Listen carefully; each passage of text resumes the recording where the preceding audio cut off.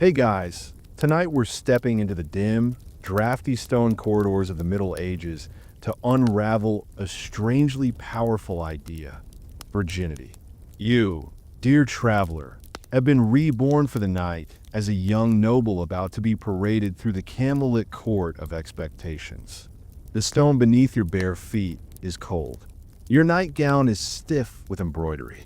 Someone braided your hair too tight, and honestly, you're not sure if your head still belongs to you or the crown-shaped pillow you woke up on. The fire crackles low in the corner, casting flickers of orange over the tapestry, showing some half-naked saint doing something terribly virtuous. You might be sleepy now, but just know this: the people of this world have big plans for your body, plans you didn't vote on. And no pressure, but failing to meet those expectations might result in anything from public shame to a war between your dad and some Earl from across the river. So, before you get comfortable, take a moment to like the video and subscribe, but only if you genuinely enjoy what I do here. Now go ahead and comment your location and what time it is where you are. I love seeing where in the world we're drifting off together. Now, dim the lights, maybe turn on a fan for that soft background hum, and let's ease into tonight's journey together. You blink slowly, eyes adjusting to the amber haze of the torches lining the hallway. Their smoke tracing lazy spirals up toward arched ceilings that have seen centuries of secrets, sermons, and sneezes. Your chamber smells faintly of lavender, beeswax, and something musty, possibly ancient expectations.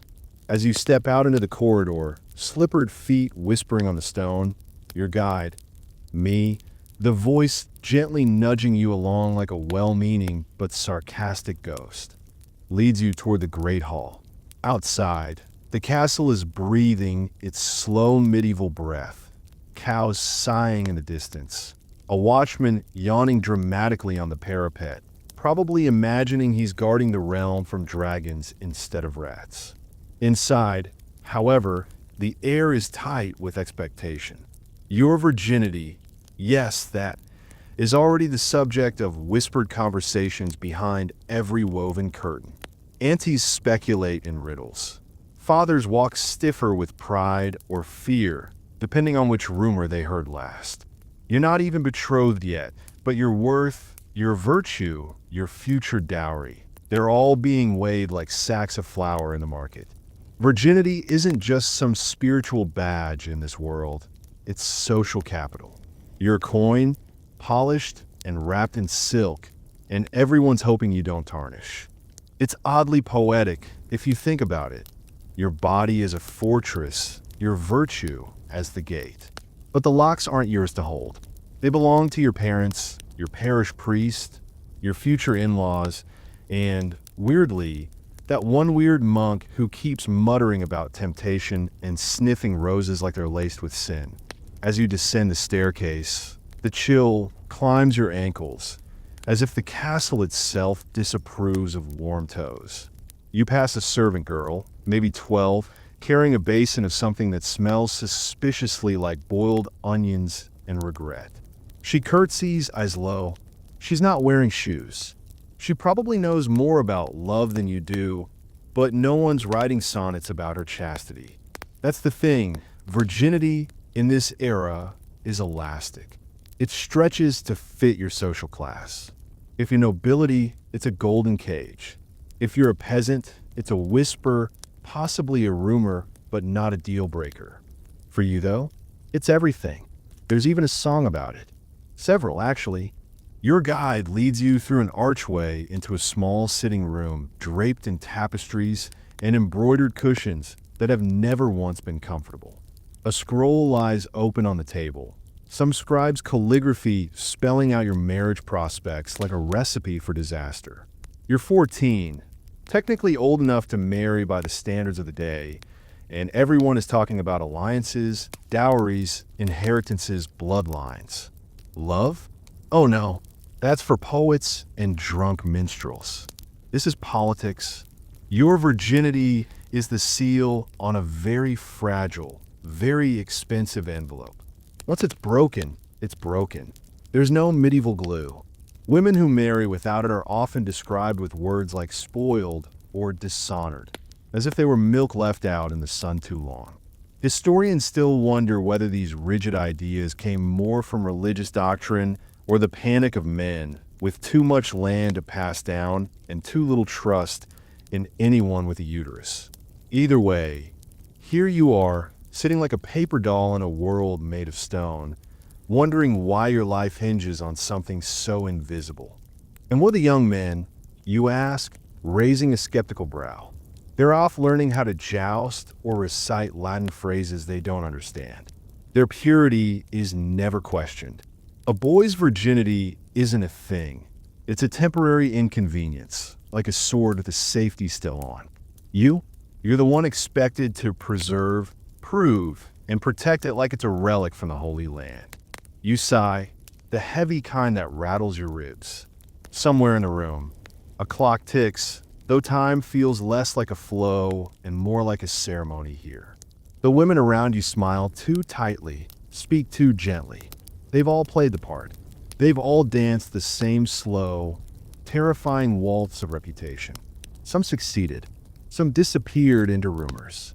There's a mirror in the corner, polished just enough to reflect your face back at you. And for a moment, you wonder if you look virtuous. What does that even mean? Your skin is clear, your hands are smooth, your eyes are kind. But purity isn't visible. It's imagined, interpreted, obsessed over. You remember hearing a story about a girl who rode a white horse through the streets to prove her innocence, as if that made her more believable. She probably had hay in her teeth and saddle sores by the end of it, but she went down in legend. That's what this world does. It turns girls into myths, then holds real girls hostage to them. You turn away from the mirror. Downstairs, preparations are underway for a feast. Not for you, not yet, but for the politics of it all. Alliances require wine, pheasants, and long toasts about honor. You can smell roasted meat drifting through the corridors. Your stomach growls, but dinner will have to wait. Your governess appears in the doorway, claps her hands, and announces it's time for your instruction. You sigh again. Instruction means sitting in a too-warm room with a very serious woman explaining how to sit, speak, breathe, and exist in a way that implies innocence without sounding ignorant. It's exhausting. She tells you not to laugh too loudly, that your eyes should be modest but not dull, that your purity of soul must glow like polished silver, whatever that means. You nod, because there's no other option. The candle burns lower. Outside, the wind sighs through the cracks in the tower walls. You can hear the hooves of a distant horse arriving in the courtyard. Another noble, another matchmaker, another round of subtle interrogations disguised as small talk. You imagine yourself elsewhere, maybe in a garden, barefoot and free, eating apples without being judged for the metaphor. But even that's loaded. Eve ruined it for everyone, after all. You can't even snack without theological baggage. Somewhere in the castle, a lute begins to play. Soft, slow notes drifting through the cold like a lullaby for the overburdened. Your guide nudges you gently toward the window. Look down, see the flickering torches, the banners fluttering in the twilight. The world is waiting. Your virginity, though unspoken aloud, is the main event. A test you can't study for, a performance with no rehearsal, and a prize no one asked if you wanted. You lean your forehead against the cold glass. Somewhere below, a dog barks, probably at nothing, or maybe it sees the future. The next morning, you wake to the gentle sound of bells echoing across the misty hills beyond the castle walls, their rhythm oddly soothing until your senses return and you remember. Today is the day the marriage negotiations begin. You stretch under heavy woolen blankets that itch in strange places and breathe in the faint scent of beeswax and the lingering memory of boiled cabbage from last night's supper. The air is cool, the kind of cool that makes your nose grumble and your toes second-guess getting out of bed, but the world of veils and vows doesn't wait for comfort. Outside your door, soft footsteps echo. Your maid is already here, hands folded, eyes downcast, ready to lace you into a gown designed more for strategic visual symbolism than actual mobility. You let her work in silence, try to keep your arms from going numb as she tugs each ribbon tight enough to affect your breathing and possibly your ability to form coherent thoughts. Today, you are being presented, not like a cake or a bouquet, but something between livestock and holy relic. And everyone in the castle knows it. Downstairs, nobles shuffle through corridors, their rings clinking against goblets, whispers curling through corridors like smoke. She's beautiful, they say, from a good family. But has she been kept properly?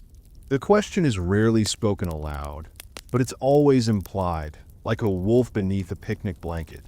You walk stiffly into the hall, each step deliberate, each breath calculated, and despite the fact that your stomach is quietly auditioning for an opera, you smile, because that's what's expected.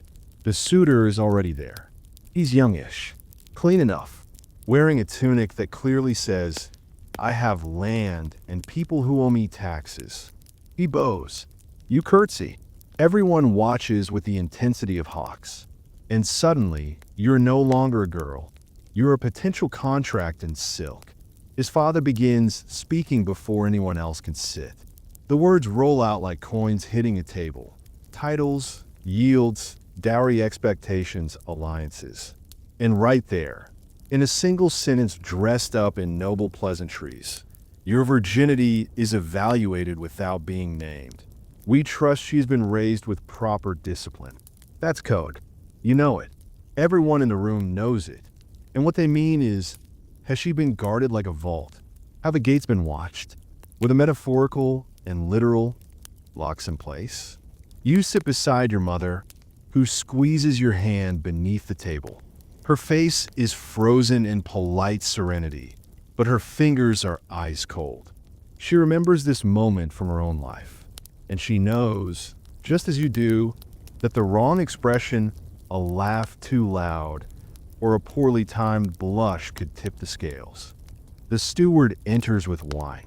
It's diluted, weak, more for performance than pleasure, and you sip it with the poise of someone who's been trained to look grateful for fermented grapes and political bartering. Meanwhile, the men continue their delicate dance of negotiations. How much silver? How many goats? Which corner of land? But hovering above all of it, invisible and heavy, is the assumption that you are untouched. Untouched means unspoiled. Unspoiled means trustworthy. Trustworthy means fertile. Fertile means the family line lives on, untainted, uncontested. Virginity here isn't about spirituality. It's about property. If your purity is intact, then the children you bear will be legitimate. And legitimacy means legal control of wealth. The church may bless the union, but it's the land deed they're really worried about. You glance at the suitor. He smiles politely, eyes flicking to your neckline before snapping back up, probably remembering his mother's elbow in church. He's not expected to be pure. He's expected to be rich. You're expected to be both pure and obedient, a rather exhausting combination. But hey, at least there's a roast pheasant at the end of all this. A court musician begins plucking at a lute, filling the awkward pauses with soft, vaguely romantic noise. You notice the servants moving in and out of the room with practiced invisibility, their expressions blank but not unseeing. They've heard these speeches before. They've seen more than anyone realizes: illicit kisses behind hedges, trysts in the barn, broken promises, and hidden pregnancies. And yet they remain silent, the unofficial archivists of noble scandals. One of them places a tray of fruit near you, and you catch her eye for just a moment. She gives the faintest, most imperceptible shrug. Maybe pity, maybe envy, maybe just exhaustion. You pick a fig and bite into it carefully. It's overripe, sweet to the point of stickiness. Your guide chuckles somewhere beside your thoughts, whispering, "Ah, the symbolism of fruit," subtle as ever. Back at the table, Your father shifts the conversation toward bloodlines, and you brace for it. There it is: pedigree, heritage, tracing family trees back through generations of arranged marriages, alliances, and sometimes regrettable inbreeding. The message is clear: we've kept our lineage clean. She is unspoiled. She is valuable. The suitor's family nods approvingly, and the priest at the far end of the room murmurs something about virtue and holy union, though you're fairly sure he once fell asleep in the baptismal font. You begin to feel more like livestock at a fair than a person. And just when you think it can't get any more surreal, someone suggests that your sewing skills be demonstrated, as if a flawless cross-stitch is further evidence that your womb will only ever produce pure heirs. Eventually, the negotiations wind down. Heads nod. Scrolls are prepared. You are offered a walk in the garden with your betrothed-to-be, under the supervision of 3 chaperones and a small dog with a suspiciously judgmental expression. As you stroll between rows of carefully maintained herbs and roses that don't smell nearly as good as they look, the suitor makes light conversation. Weather, hunting, his favorite Latin phrases. You nod politely, but your thoughts are elsewhere. You wonder what he actually thinks about all this. Does he care? Does he notice the pressure? Or has he simply accepted the unspoken rules of this world, where women are judged by the absence of an experience they can't define, and men are judged by the thickness of their boots and whether or not they've killed a boar yet? As you loop around the stone fountain, your guide nudges again, asking playfully, "Isn't it wild that virginity here is worth more than livestock, but less than a good wine harvest?" It's not wrong. One poor harvest could be recovered from. One mistake with your body, that's eternal scandal. You wonder if anyone ever really explained this to you. What it means to carry an expectation that cannot be proven until after the fact, and even then, may still be doubted. The term virgin itself is slippery. In some parts of medieval Europe, it meant never having sex. In others, it meant never having sex that resulted in children. And for some theologians, it meant your soul was just really good at resisting snacks and temptation. Historians still debate how different regions defined it, and how different social classes enforced it. For the elite, it was sacred. For the lower classes, it was negotiable. And for some women, especially those clever enough to feign modesty while doing whatever they pleased behind closed doors, it was a performance. You return to the hall just in time for the ceremonial toast. Your cup is raised. You sip. Everyone claps politely. You smile, your cheeks aching slightly. The room smells of tallow candles, roasted meat, and the quiet desperation of dynasties trying not to crumble. The day ends with music, dancing, and careful observations from every matron within 50 feet. The suitor doesn't touch you, not even accidentally. Good. Touch before marriage could raise questions. And questions lead to rumors. And rumors lead to reputations unraveling like poorly spun wool. Eventually, you're escorted back to your chambers, where your maid unties the laces, removes the pins, brushes your hair a little too roughly, and finally tucks you into bed like a bundle of obligations. As she snuffs the candle, you lie in the dark, staring at the wooden beams overhead and wondering what part of you truly belongs to you anymore. Morning fog curls through the castle courtyard like a living thing, cool and damp against your skin as you step outside, your cloak trailing behind you with the dignified drama of someone pretending they aren't worried that their entire social worth hinges on an idea as abstract and debatable as virginity. Today, you find yourself invited, escorted to the nearby monastery garden, an oddly serene patch of earth carved out between stone walls and lies of eternal self-denial. It smells of rosemary, thyme, and damp earth, a humble little Eden where monks and scholars walk in slow circles, hands folded in sleeves, muttering about scripture and seasonal vegetables. You trail behind one of them, a stooped figure with a gait like a creaking bookcase, and he hums thoughtfully as he leads you past rows of herbs, figs, and a statue of a saint who looks vaguely like he's judging your entire bloodline. This, the monk says, gesturing with a hand that's seen more ink than daylight, is where we contemplate purity. You look around. There's a bee crawling drunkenly across a flower, a sparrow chirping indignantly from a windowsill, a cat sunning itself with complete disregard for divine chastity. It's peaceful, which is ironic, because what follows is a discussion about how virginity in the world you currently inhabit is less about peace and more about control of land, of bloodlines, of people. The monk begins in that meandering tone beloved by men, with too much time and too many scrolls, explaining how virginity wasn't just a personal trait, it was a political symbol. To remain pure was to be untouched, not just by men, but by scandal, temptation, and the chaos of worldly pleasures.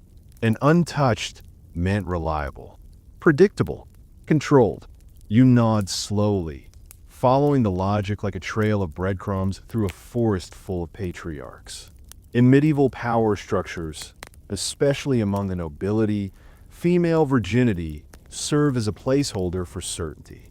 If a girl was untouched, her future children could be counted as legitimate heirs.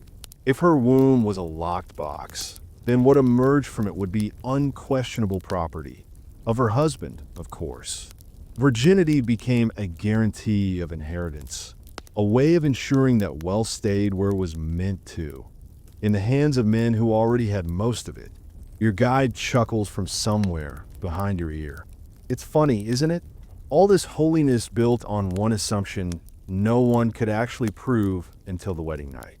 And even then, he trails off, and you grimace slightly, remembering the not-so-subtle hints about blood-stained sheets and public displays of private events. The monk stops at a bench near a bush of flowering sage, and you sit beside him, half listening, half daydreaming. He tells you of queens and saints, of powerful women whose virginity became mythologized, some willingly, others not. He talks of Elizabeth of Hungary, who used her chastity as leverage to build hospitals, and of women like Hildegard of Bingen, who turned their purity into platforms for intellectual and spiritual authority.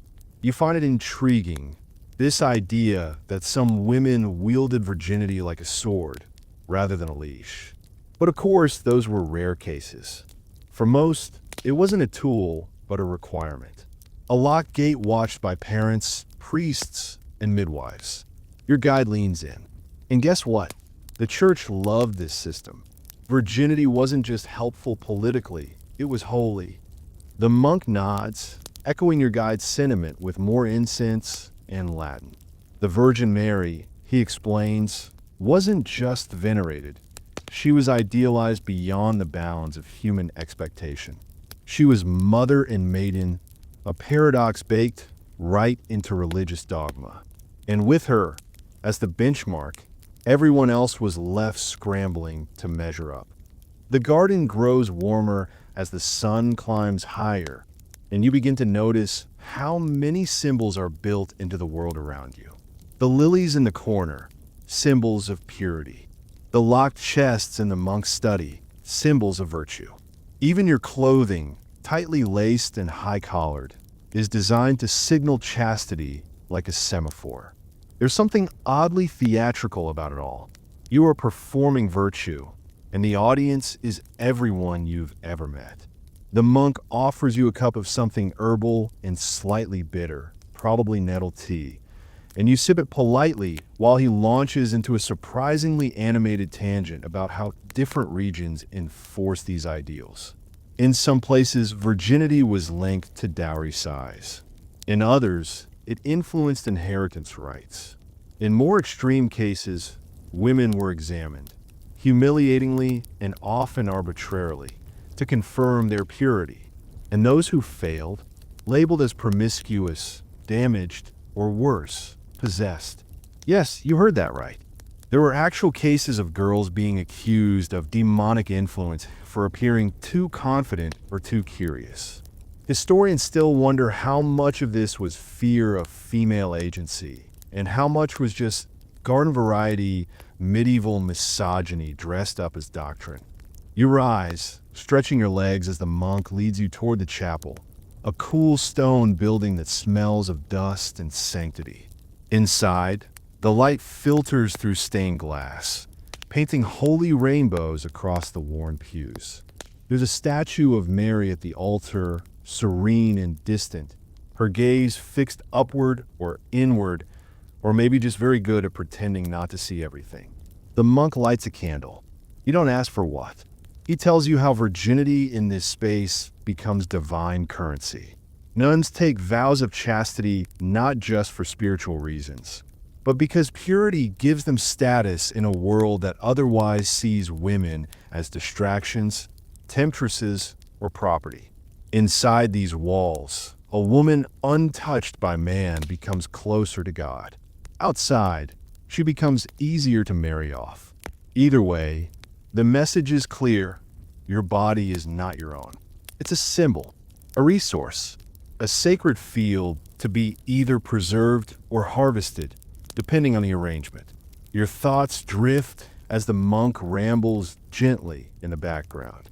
You imagine living here, in a place where silence is praised and every emotion must be filtered through prayer. There's peace in it, sure, but also a kind of erasure. The body is ignored, hunger denied, desire suppressed, and all for what? To maintain an idea that someone else invented. Your guide size. It's always the same. Control dressed up as virtue. Politics disguised as piety. You wonder what would happen if anyone had stood up and said, maybe it doesn't matter. Maybe worth isn't tied to a hymen. But no one did. At least, not in the way that would change anything. And so here you are, part of a long, aching tradition of people, mostly women, whose lives were sculpted around an expectation they didn't choose. You walk slowly back through the garden, past monks hunched over seedling beds, past the fig tree with its low, whispering branches, past the statue of the saint who now looks slightly less judgmental and more like he's just tired of hearing the same argument. The air smells of rosemary and old parchment. Your shoes scuff the path, and you begin to feel the weight of all this symbolism pressing gently on your shoulders. Not oppressive, just heavy, like a crown that doesn't quite fit, or a story written before you were born. Your guide is quiet for a while, letting the birdsong and breeze do the talking. Then, softly, you're not the first to question it, you know. Quiet resistance has always existed. Whispers in convents. Secret diaries. Women who disappeared into legends because they refused to be reduced to a word. You nod. It's a small comfort, but a real one. Back in the castle, the day ends with quiet. The suitor has left. The garden gate has been closed. You sit by your window, looking out at the dusky hills rolling into the horizon, and you wonder if the monk meant everything he said, or if he too is just repeating what was told to him. That's the thing with old ideas. They echo, sometimes louder than truth. You lie back in your stiff bed, the mattress stuffed with straw and secrets, and listen to the quiet castle breath around you. Somewhere in the dark, a cat meows. A bell rings for evening prayer, and you think, not for the first time, about what it might feel like to be valuable for something other than what you've never done. The next time you blink open your eyes, morning light is already slipping between the heavy curtains, thick and golden, stretching lazily across the stone floor like it, too, has no interest in the day ahead, though you unfortunately do not have that luxury. Today is not a quiet walk through a monastery garden or a thoughtful chat with a dried-up monk about abstract symbols and holy metaphors. No, today is the day the servants prepare the bridal bed. It's not your wedding. Not yet, but it's someone's, and as a member of the noble house, your attendance is required, and your lesson begins not with a book or a sermon, but with a pair of maids muttering about stain-resistant linens and trying to pin lavender sachets beneath the feather mattress. The room smells like beeswax, violets, and anticipation, all clinging to the thick tapestries and the carved headboard like a secret no one really wants to talk about, but everyone definitely plans to inspect. The bedding is freshly laundered, the sheets bleached and folded into tight squares, almost ritualistically, and the canopy above the bed billows gently as a breeze creeps in through a narrow slit of window, trailing against your cheek like the whisper of someone else's mistake. In this room, your guide whispers, virginity will be confirmed or questioned based on something as flimsy and unreliable as a drop of blood on linen. You sit near the edge of the room, watching, feeling like a ghost in training, invisible but very aware, and the women around you chatter in hushed, excited tones. There's nervous laughter, the kind that clings to the back of the throat.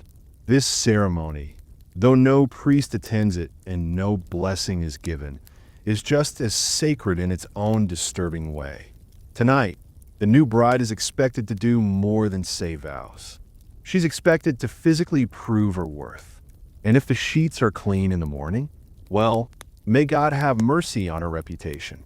It's strange, isn't it, how an entire legacy can hinge on whether a young woman bleeds during her first night with her husband.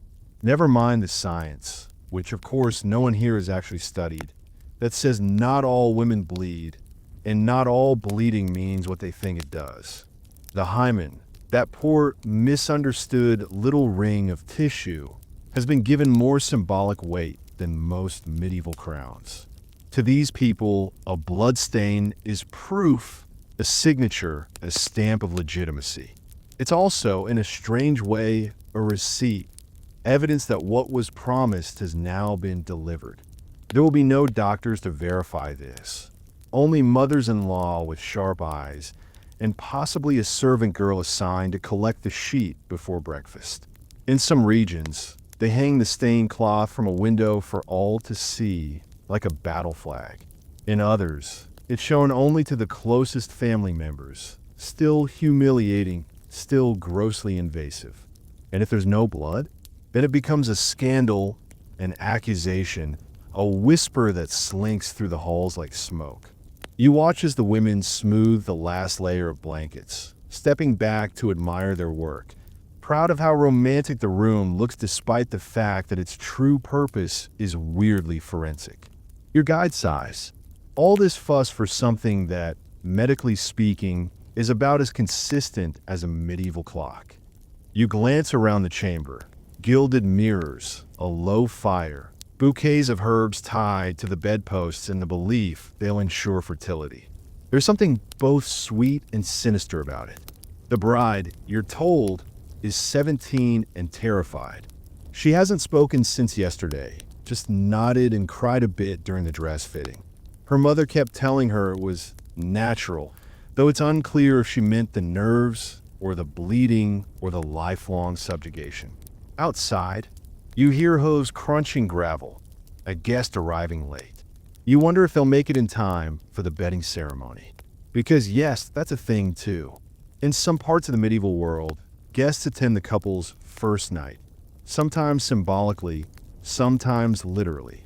The newlyweds are led to their room with fanfare, the guests singing bawdy songs, offering absurd advice, or even helping undress the bride as she weeps softly and the groom tries to act like he's not internally panicking.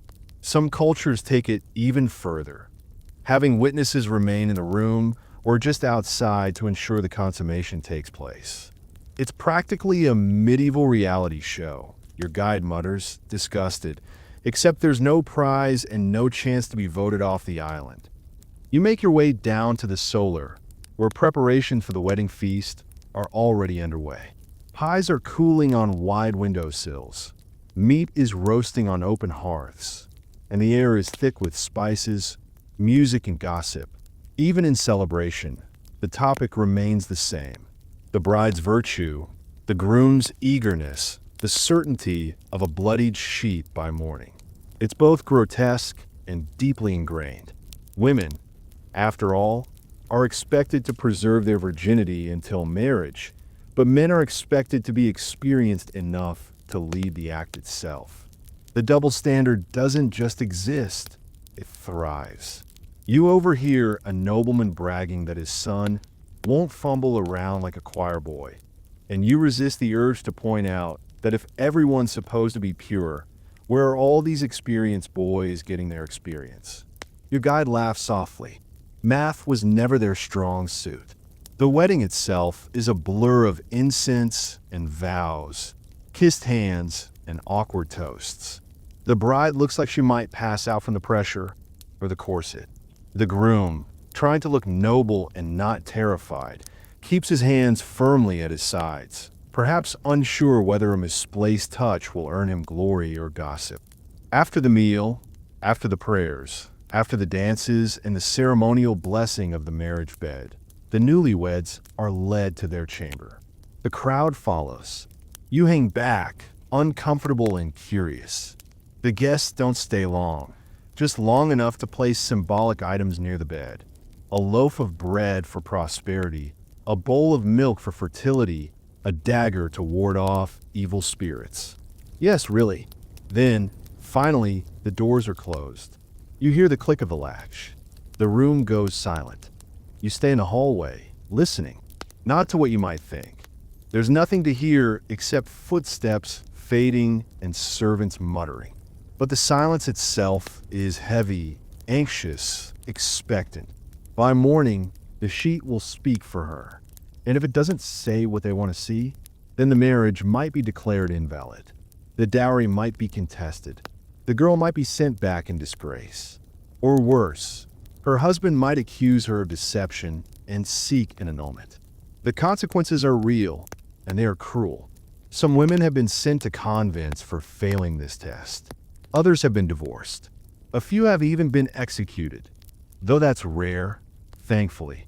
Still, the fear is baked into every gesture. Your guide is unusually quiet. Eventually, he says, all of this, and yet no one ever asked how she felt. Whether she was scared, whether she wanted any of this. The next morning, the sun rises pale and uncommitted. You slip from your room and find the corridor already buzzing. Servants move quickly, discreetly. A maid emerges from the bridal chamber, eyes wide, lips pressed into a line so tight it could slice parchment. She carries the sheet in a bundle. Someone takes it from her. You don't see it, but you know it was inspected. The bride emerges later, pale but composed. There are whispers, but no scandal. The stain was there. Her proof was accepted. She is safe for now. You find yourself wondering how many women bled from fear rather than anatomy. How many scratched themselves, or bit their tongues, or used animal blood. Anything to produce the expected sign. Historians still debate how widespread such tactics were. Some believe it was rare, others think it was a common survival strategy. What they agree on is that the system was built on performance and illusion. The truth rarely mattered, only the appearance of it. You return to your room, exhausted and somehow older. The idea that your worth is something that can be proven or disproven on a sheet is nauseating, and yet, here it's law. You lie back on your bed, staring up at the ceiling, feeling your own future hovering like mist above your skin.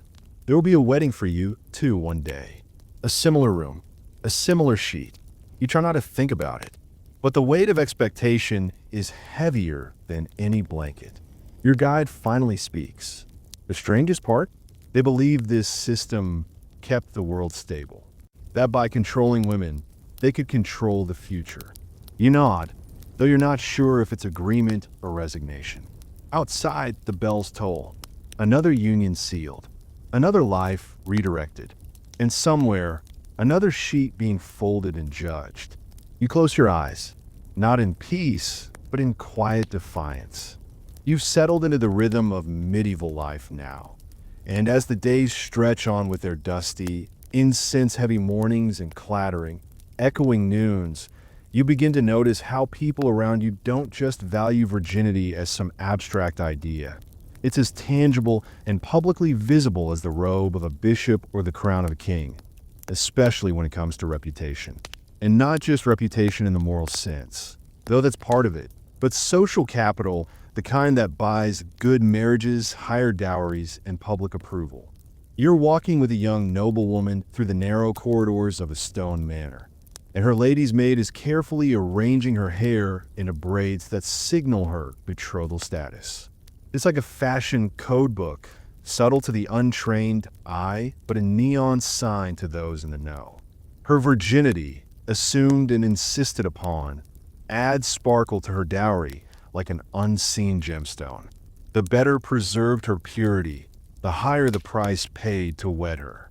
You wonder if that means people treated it like currency, and the answer becomes very obvious very quickly. People didn't just value it. Entire alliances were built on it. Historians still debate whether some noble marriages were basically treaties with tiaras, especially when securing a pure bride meant claiming control over land, armies, and entire futures. You find yourself at a feast in a high-ceilinged hall, torchlight flickering against stained glass windows, where old men in elaborate robes laugh and slap each other's backs, toasting deals sealed with daughters. Some wear crests with lions, others with roses, but the symbols are all covering the same thing. The importance of keeping female reputations polished, untouched, and locked in place like relics under glass. The chatter in the corners of the hall isn't just about politics. It's about who's engaged, who's scandalized, and who might be quietly sent to a convent if certain rumors grow teeth. You watch a young woman bow her head while older women whisper behind fans. She's pretty, smart, and polite, but her reputation has taken a hit because a stable boy glanced at her too long. That's all it takes in some circles. The burden of honor is lopsided. Men can sword fight and chase skirts with little blowback, but for women, one wrong whisper could flatten a family's prospects. It's a reputation economy, and like all economies, it has loopholes. You trail behind a middle-aged noblewoman in an embroidered gown who's made a sport out of dancing around expectations. She's technically a virgin, she insists, but she's also known to flirt outrageously and takes her confessor aside for hours at a time. People smile and nod and pretend not to notice, because her father's estate is vast and his favor is more valuable than gossip. But not everyone escapes so easily. A merchant's daughter down in the village is being quietly shunned because someone claims they saw her walking with a visiting friar too late in the evening. No proof, no witnesses, just the shape of suspicion, which is enough to mark her. You see it in the way people stop talking when she enters a room. You wonder what it must feel like to live inside a system where your worth is measured in silence and implication. The answer? Like walking a tightrope that's constantly on fire. It's not just the aristocrats either. In town squares and church pews, widows, spinsters, and girls barely old enough to sew are all being assessed, judged, and quietly priced. It's exhausting. Even in the marketplace, where the smell of bread and manure mingle into something unpleasantly warm, women lean in and whisper behind baskets of onions, about which girl's been seen at which threshold, about whose belly might be growing too fast for her wedding date. Gossip acts like currency, too, and once it's spent, you can't unspend it.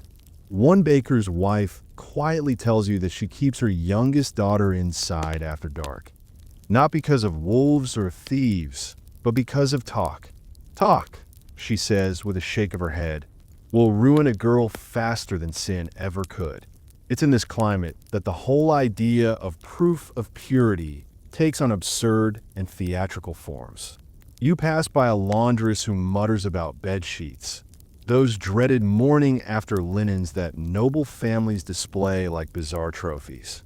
Supposedly stained with blood, they serve as evidence of a bride's intact virtue. laid out for guests or passed between gossipy ants like a prize pig at a fair. Of course, biology is messier than custom, and many a girl has bled nothing at all, while others have found ways to fake it, with chicken blood, berries, or clever pinpricks. Historians still debate how common this practice was, but let's be honest, if your life depends on a bedsheet's color, you'd probably get creative too. And some women did, using everything from animal bladders to handkerchiefs soaked in dye to prove their innocence, because being caught without that proof could mean annulment, exile, or worse. The most tragic part? Many of these women didn't even believe in the system. They just knew they were trapped inside it.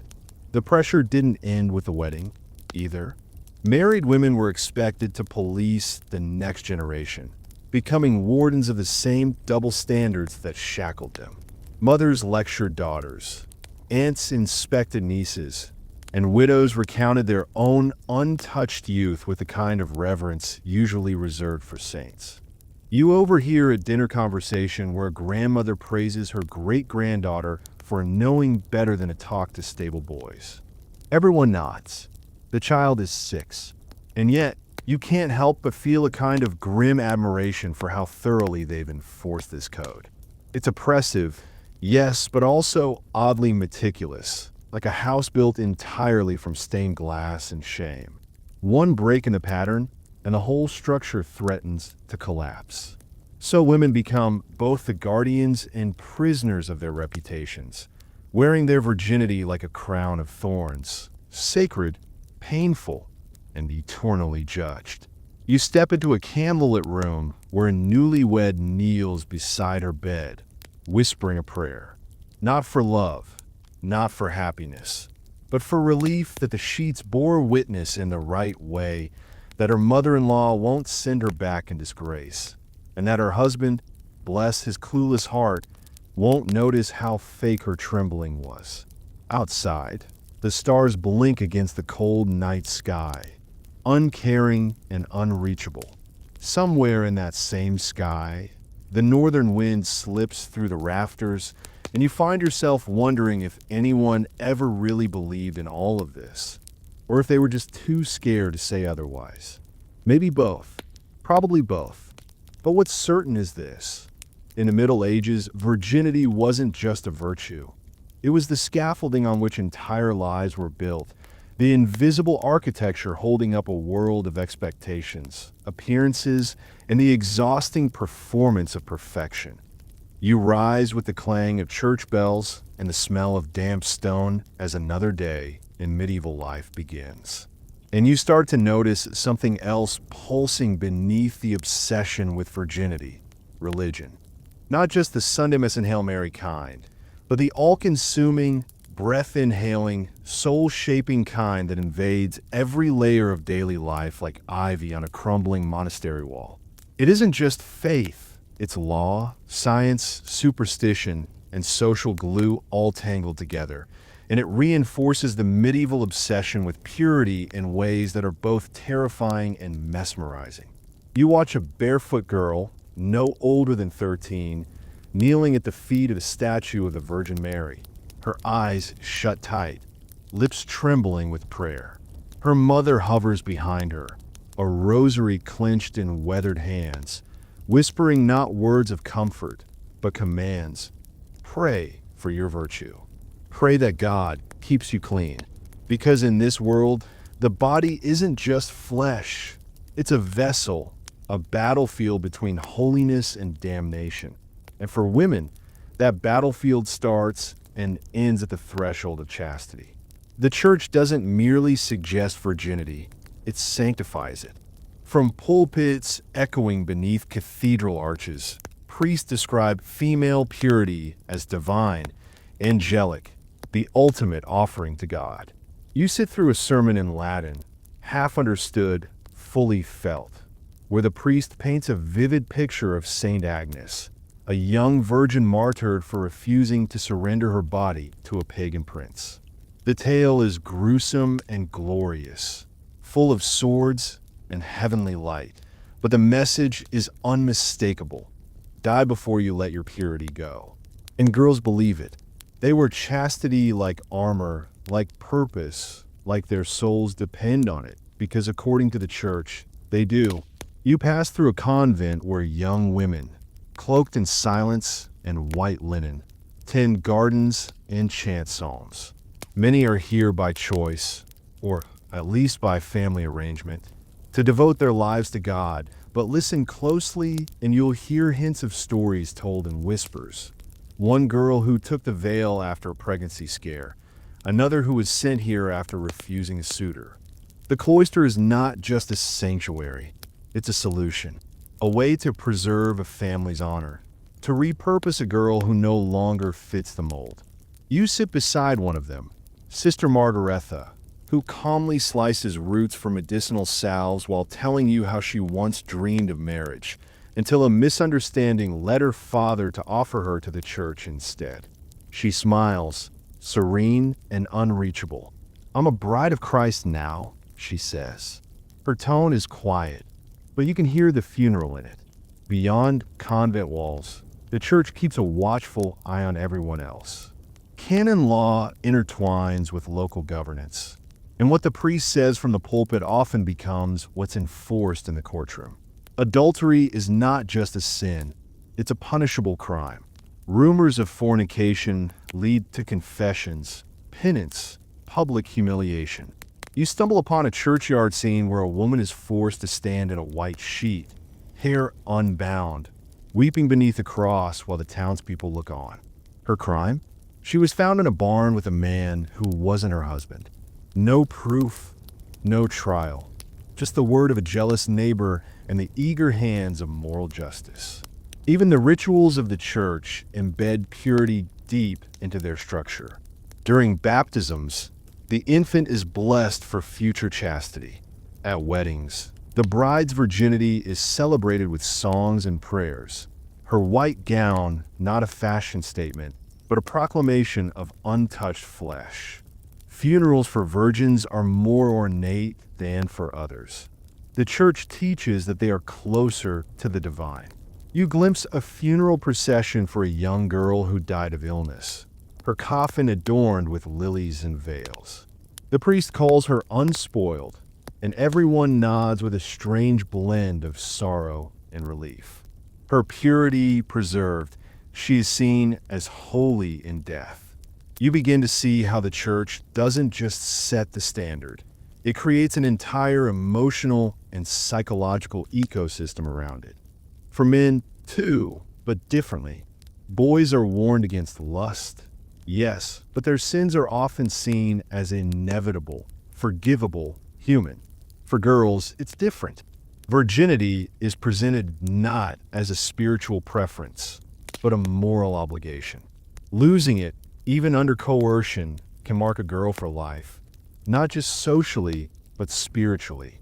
You find a battered old volume of penitentials in a monastery library, lists of sins and the punishments for them.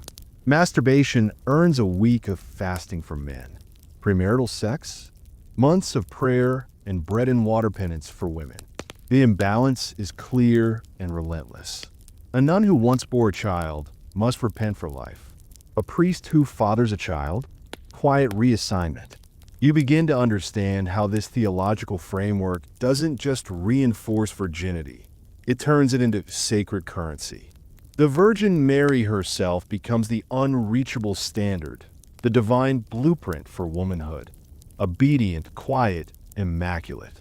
You pass shrine after shrine dedicated to her, lit with candles and crawling with petitions.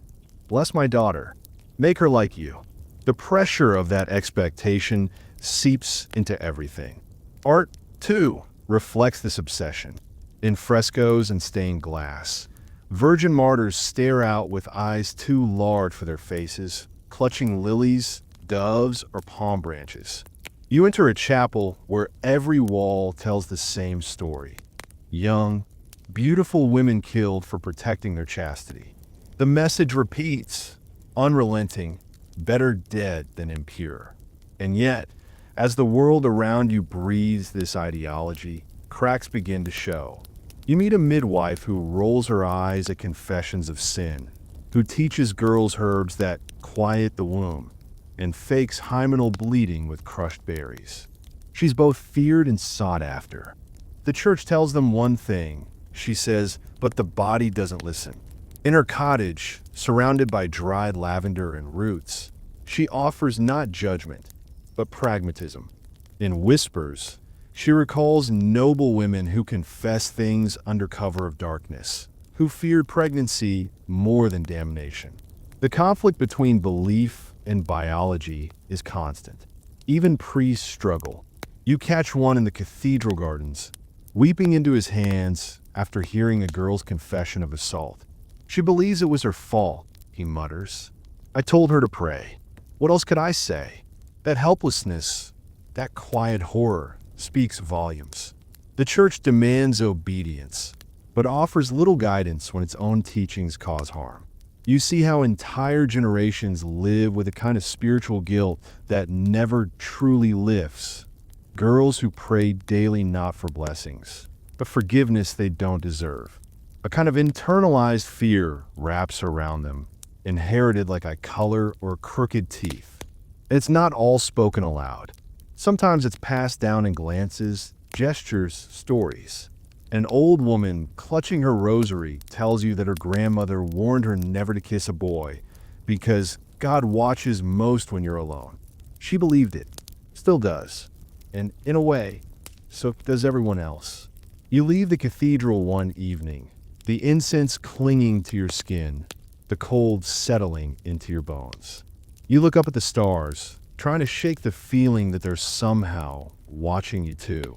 This is the medieval world, the world of sacred shame, of holy expectations, of purity elevated to the level of sainthood and used to cage half the population. A place where the church shaped not just souls, but bodies and destinies. Where virginity was not simply a virtue, but a verdict rendered daily by those who claim to speak for God. You're moving through a world shaped by whispers, where the scent of tallow candles lingers in every corridor, and the rustle of parchment seems louder than it should be in the hush of a stone chamber. The kind used by monks and scribes whose days are spent recording the laws of kings, the prayers of bishops, and, perhaps most intriguing of all, the tangled writings of church councils attempting to decide how much your body is worth when measured against your soul. In this part of your sleepy stroll through medieval virginity, you find yourself tiptoeing through the twisted corridors of canon law, where sex, sin, and salvation are all tucked into dry Latin phrases with scandalously specific consequences. You settle onto a bench in a chilly abbey cloister, your fingers tracing the grooves carved into the stone by centuries of anxious hands, and you're suddenly aware that virginity in this context isn't just a moral preference or a holy aspiration. It's a legal condition, a spiritual designation that comes with a surprisingly detailed rulebook. If you're a woman, you're either Virgo intacta or not, and the determination isn't always spiritual. It's anatomical, and let's just say that historians still scratch their heads about how exactly they prove that in court. Church doctrine believed your virginity could elevate your prayers, sanctify your marriage, or, if lost too soon, doom your reputation and complicate your chances at a respectable burial. Virginity was a status that could be traded in vows, leveraged in court, or, occasionally, faked when needed. Yes, medieval folk had tricks, from bladders of blood to mysterious herbs said to restore the hymen, though the effectiveness of these is up for debate. It's not just nuns and noble women caught in the net. Peasant girls, widows, and even some poor souls accused of being witches were all subject to the same tangled theological scrutiny. In cases of rape or premarital sex, the church often focused less on the act itself and more on whether you screamed loud enough to count as resistance, which is, to put it mildly, a horrifying legal standard. And yet, this is the world you're drifting through, a world where confession could both cleanse and condemn you, where saints like Agnes and Cecilia became household names not for their teachings, but for dying rather than lose their virginity. It's in this strange legal religious blender that purity oaths flourished, particularly among young girls dedicated to the Virgin Mary, whose image loomed over everything like the ultimate role model. Eternally immaculate, perpetually untouchable, and frustratingly impossible to live up to. In monasteries, disputes broke out over whether a nun who was raped could remain in the convent. Sometimes yes, sometimes no, depending on whether her heart, not just her body, was penetrated, a distinction as vague as it is maddening. Even kings sometimes sought papal annulments for their marriages by questioning the bride's virginity at the altar, which could result in messy investigations, humiliating exams, and political fallout that dragged on for years. And then there's the confessor's box, that little wooden cubicle with a curtain where secrets spilled like spilled wine, and priests sat in judgment over everything from stolen apples to lost virginities. Some penances were simple: prayers, fasts, a pilgrimage if you were really naughty, but others were shockingly severe, especially for women who'd given themselves away before wedlock.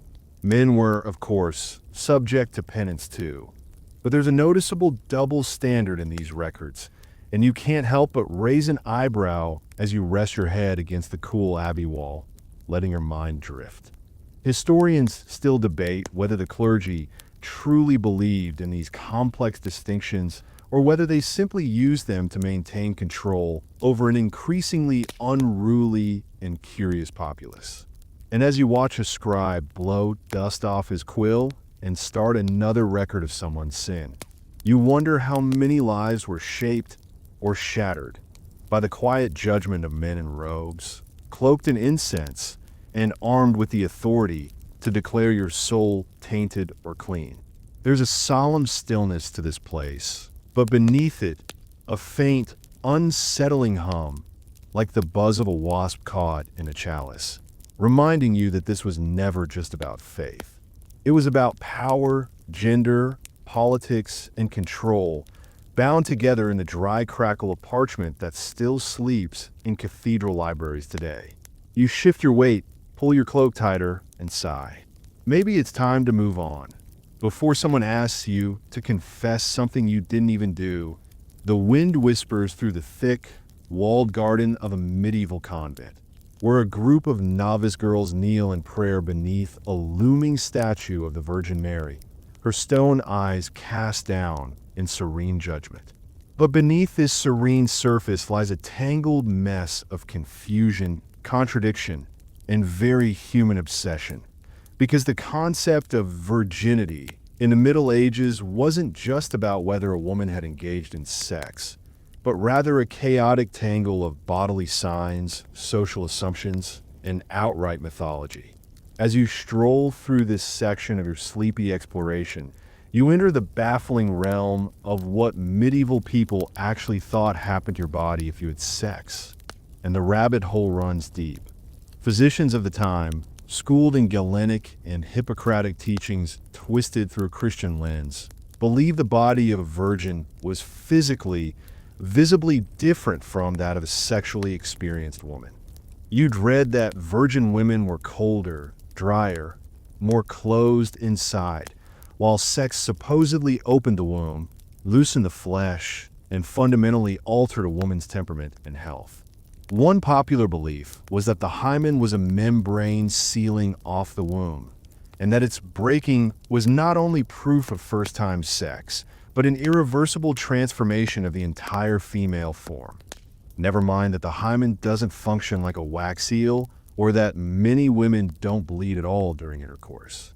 None of this mattered to medieval minds, who often treated female anatomy like a secret code written in disappearing ink.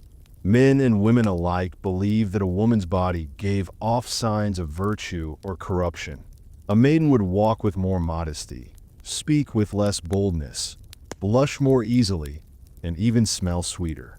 Doctors wrote of vaginal tightness as proof of chastity, and disturbing pseudoscientific tests emerged from inserting fingers, hot metal rods, or even special ointments to judge how a woman's body responded.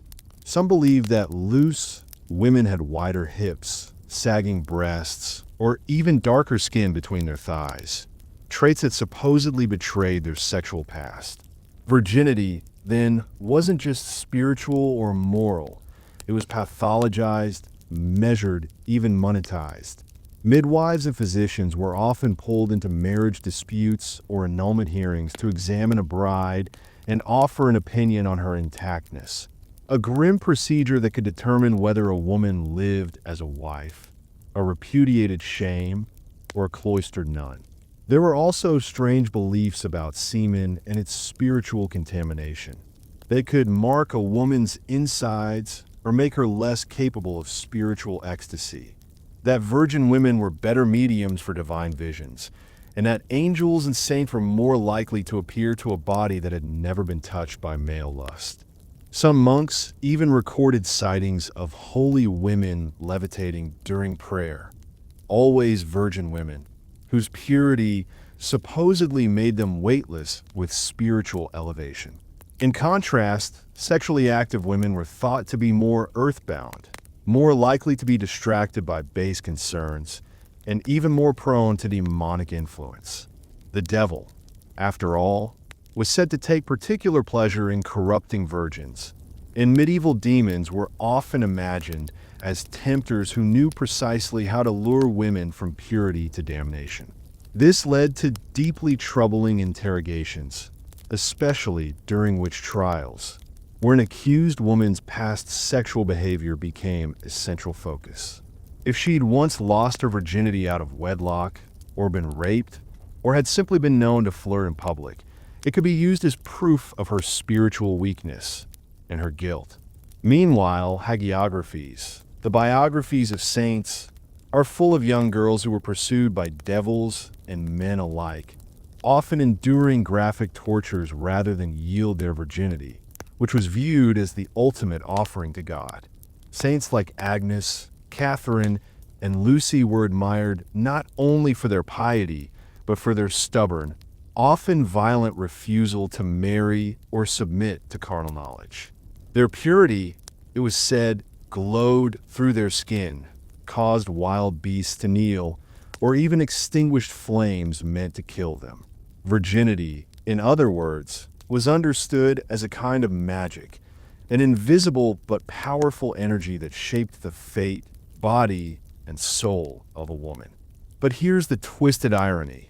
While virgins were praised and even sanctified, they were also controlled, scrutinized, and often sacrificed to uphold impossible ideals.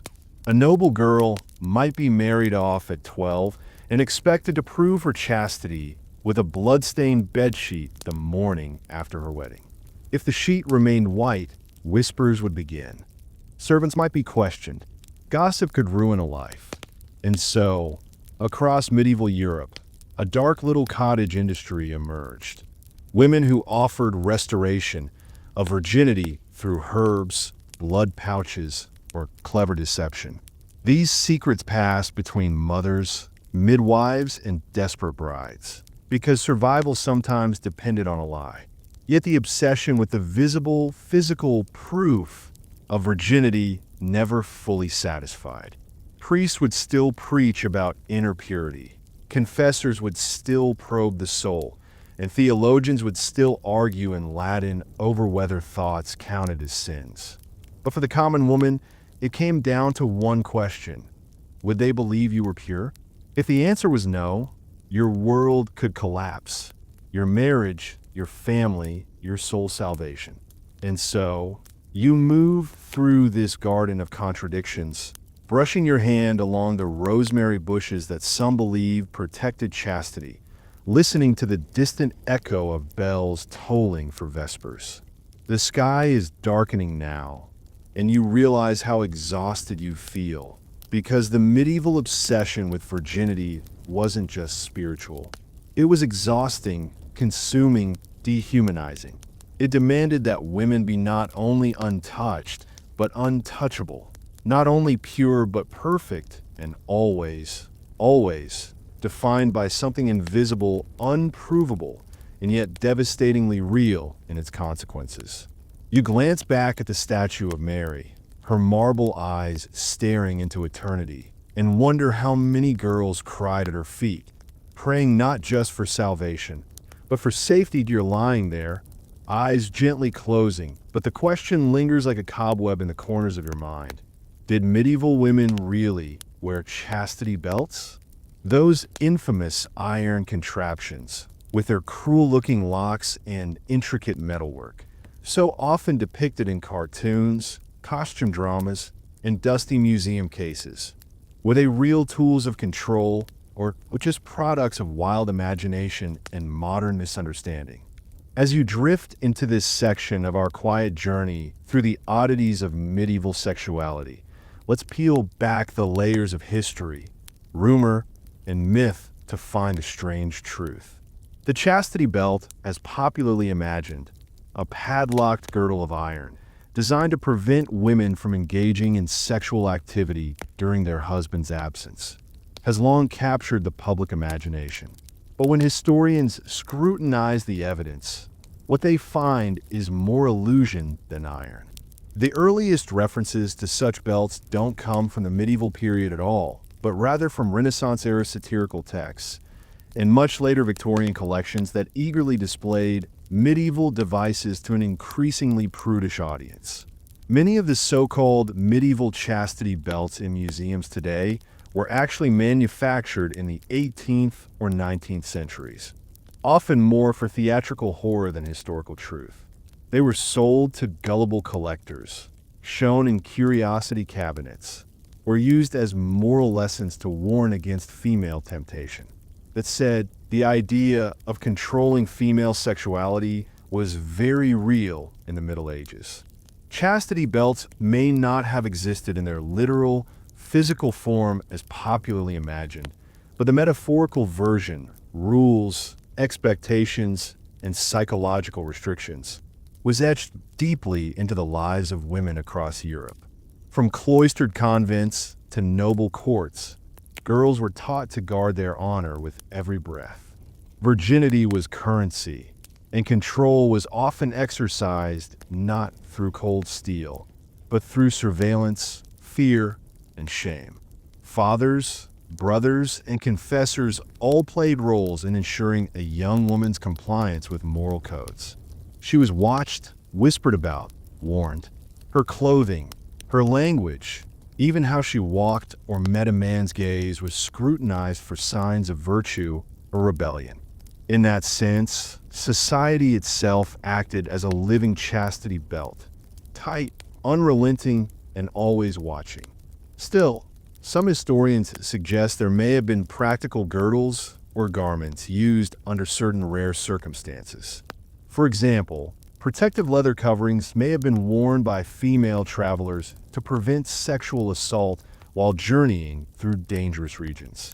These weren't about preserving virtue so much as protecting the body, and they lacked the cruel locking mechanisms or sharp interiors associated with fictional chastity belts.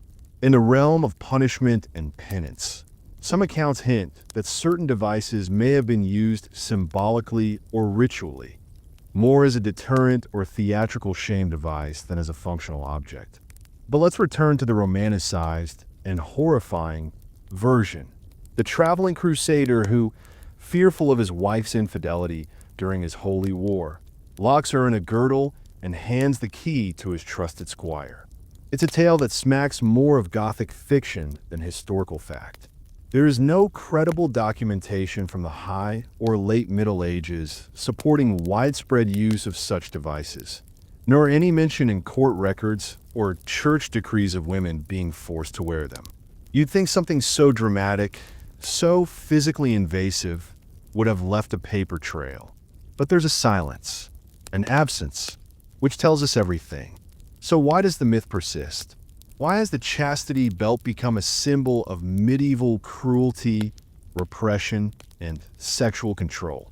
Perhaps because it provides a simple image, a single object, that encapsulates the many layered ways in which women's bodies were governed, judged, and contained.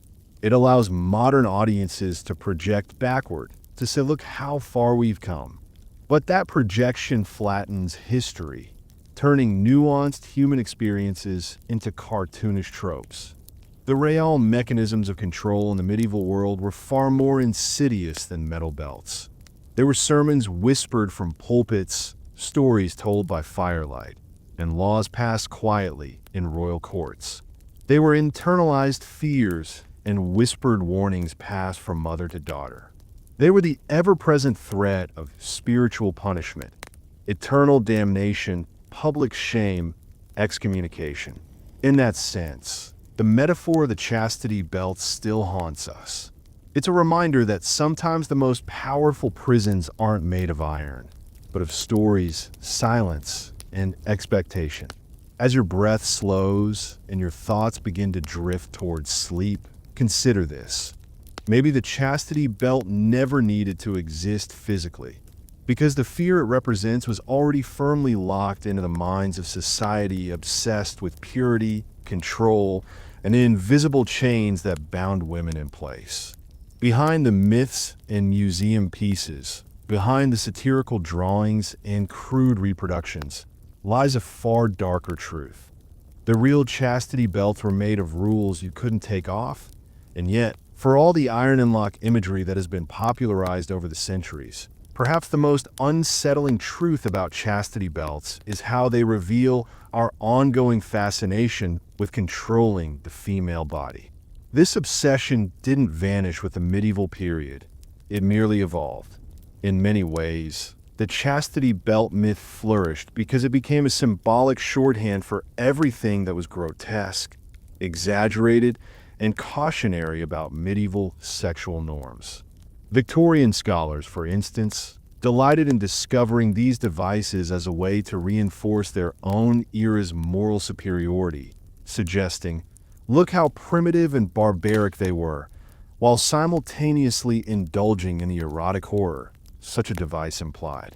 The very museums that displayed chastity belts under labels marked 13th century or Crusader-era relics rarely provided context, or questioned the origin of the artifacts they displayed. Many were actually manufactured in the 19th century, often with no source material to support their historicity. In some cases, artists or blacksmiths created them to fulfill a public appetite for the scandalous and the strange, knowing that the titillating mix of torture, sex, and history would ensure attention and profit.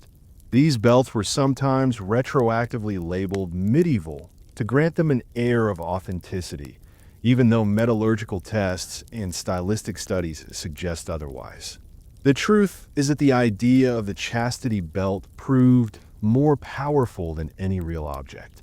It allowed societies to reduce complex discussions about female autonomy and bodily integrity into a digestible image: the woman locked up, waiting, dependent.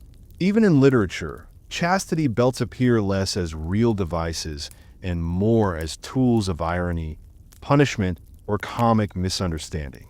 In Italian and French Renaissance satire, tales of husbands who foolishly trust a friend with the key, or of clever wives who find a way to pick the lock, speak more to the cultural anxiety about fidelity and male control than they do about actual historical practices. These stories often poke fun at men's insecurity rather than seriously proposing that such devices were widely used. Still, some traces of actual girdles, possibly worn as symbolic tools during penitential rituals or theatrical performances, have been unearthed, but these are rare and usually much later than the Middle Ages. One surviving belt in a German museum was initially dated to the 15th century, but carbon dating later revealed it was likely created in the 19th century.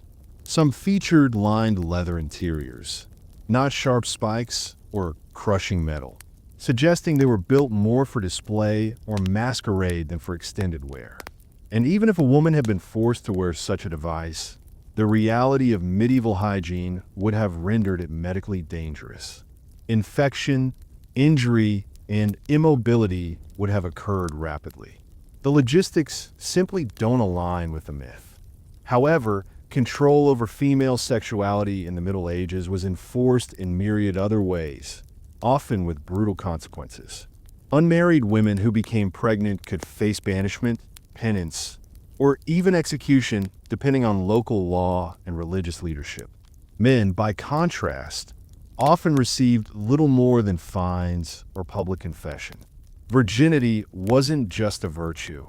It was a woman's only real capital, particularly among the noble class. The proof of virginity before marriage often involved humiliating inspections, including by midwives or older female relatives, and if blood was not found on the marriage bed sheets, questions and consequences followed. The church, ever present in medieval life, doubled down on female chastity as both a theological and social imperative. The Virgin Mary, held up as the ultimate model of perfection, presented an impossible standard.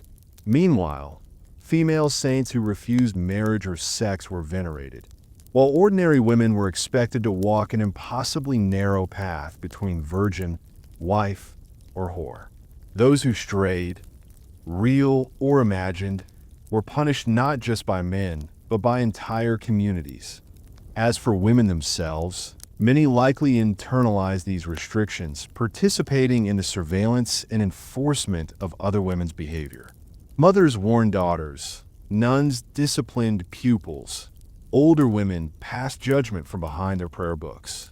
Control was not always a matter of iron and keys. It was often a matter of whispers, shame, and spiritual terror.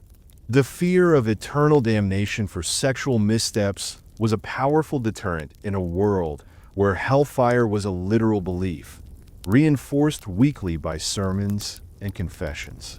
There's also a darker side to the chastity belt myth, one tied to the justification of abuse.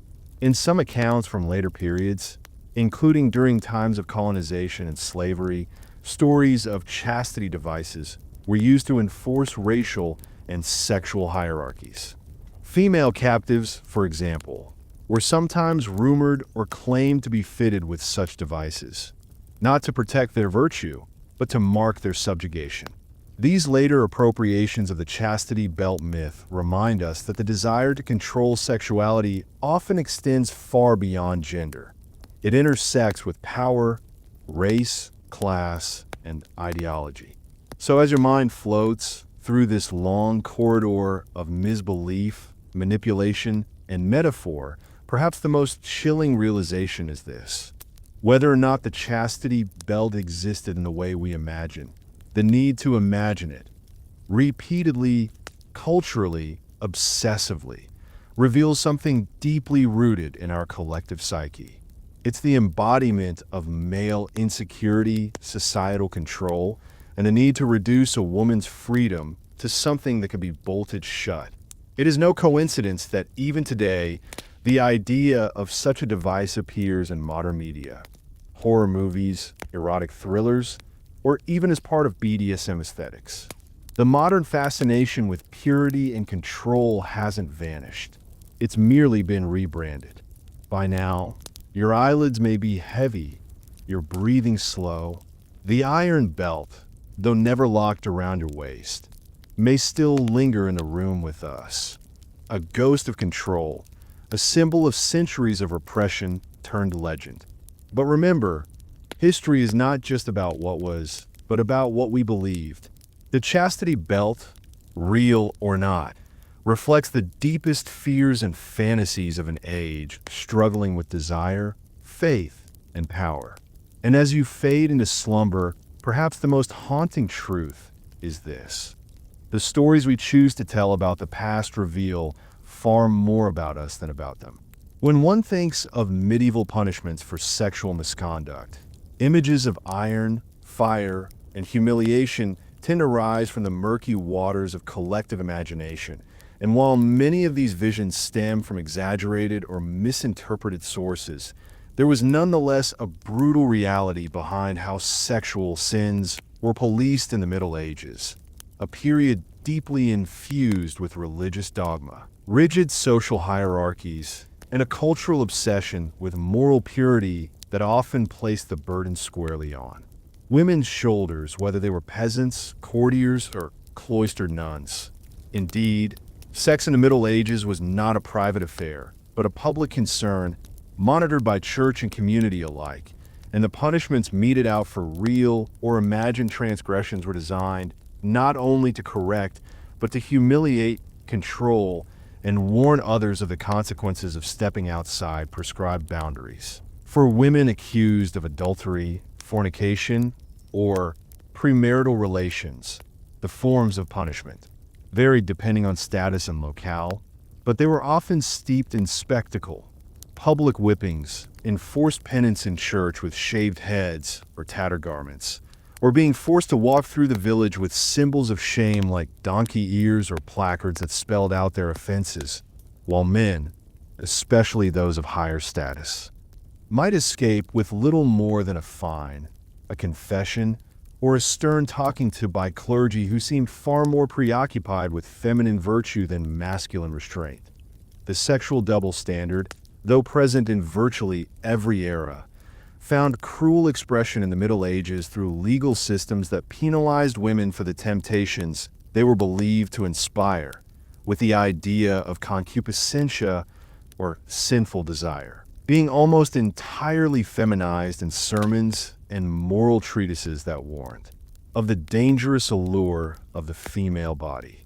Female sexuality was presented as both chaotic and corrupting, and thus its control, through marriage, monasticism, or punishment, was deemed not just necessary, but divinely mandated. Virginity was so prized that even rape victims could be cast out, as they were no longer intact, and the church's response to sexual violence was deeply ambivalent. Rape was often treated not as a crime against a woman, but as a crime against her father or husbands. Property, meaning the restitution was financial and the woman's suffering often dismissed or ignored altogether. In fact, some church courts even allowed rapists to avoid punishment if they married their victims, believing this restored the girl's honor, a perverse blending of reparation and subjugation that prioritized societal image over personal trauma. Meanwhile, prostitutes occupied a paradoxical role in medieval society. Viewed as necessary evils by some, damned sinners by others, and yet still subject to regulation by local authorities who tax their earnings and confine them to designated districts or red light zones, such as London's Southwark or Paris's Rue Radical. These women were both ostracized and utilized, sometimes forced to wear identifying clothing, such as striped hoods or yellow veils, and if caught operating outside sanctioned areas, they could be flogged, imprisoned, or even branded, while those who sought redemption, voluntarily or under coercion, might be confined to Magdalene houses or penitential convents, where they lived under harsh discipline and religious instruction. And let's not forget the punishments for sodomy, which was broadly defined and harshly condemned, often encompassing not just homosexual acts, but any unnatural sexual behavior, including non-procreative sex between married couples. Those accused could face burning, castration, or execution, though the severity of enforcement varied greatly across regions and time periods, with many accusations rooted more in politics, gossip, or scapegoating than an actual investigation.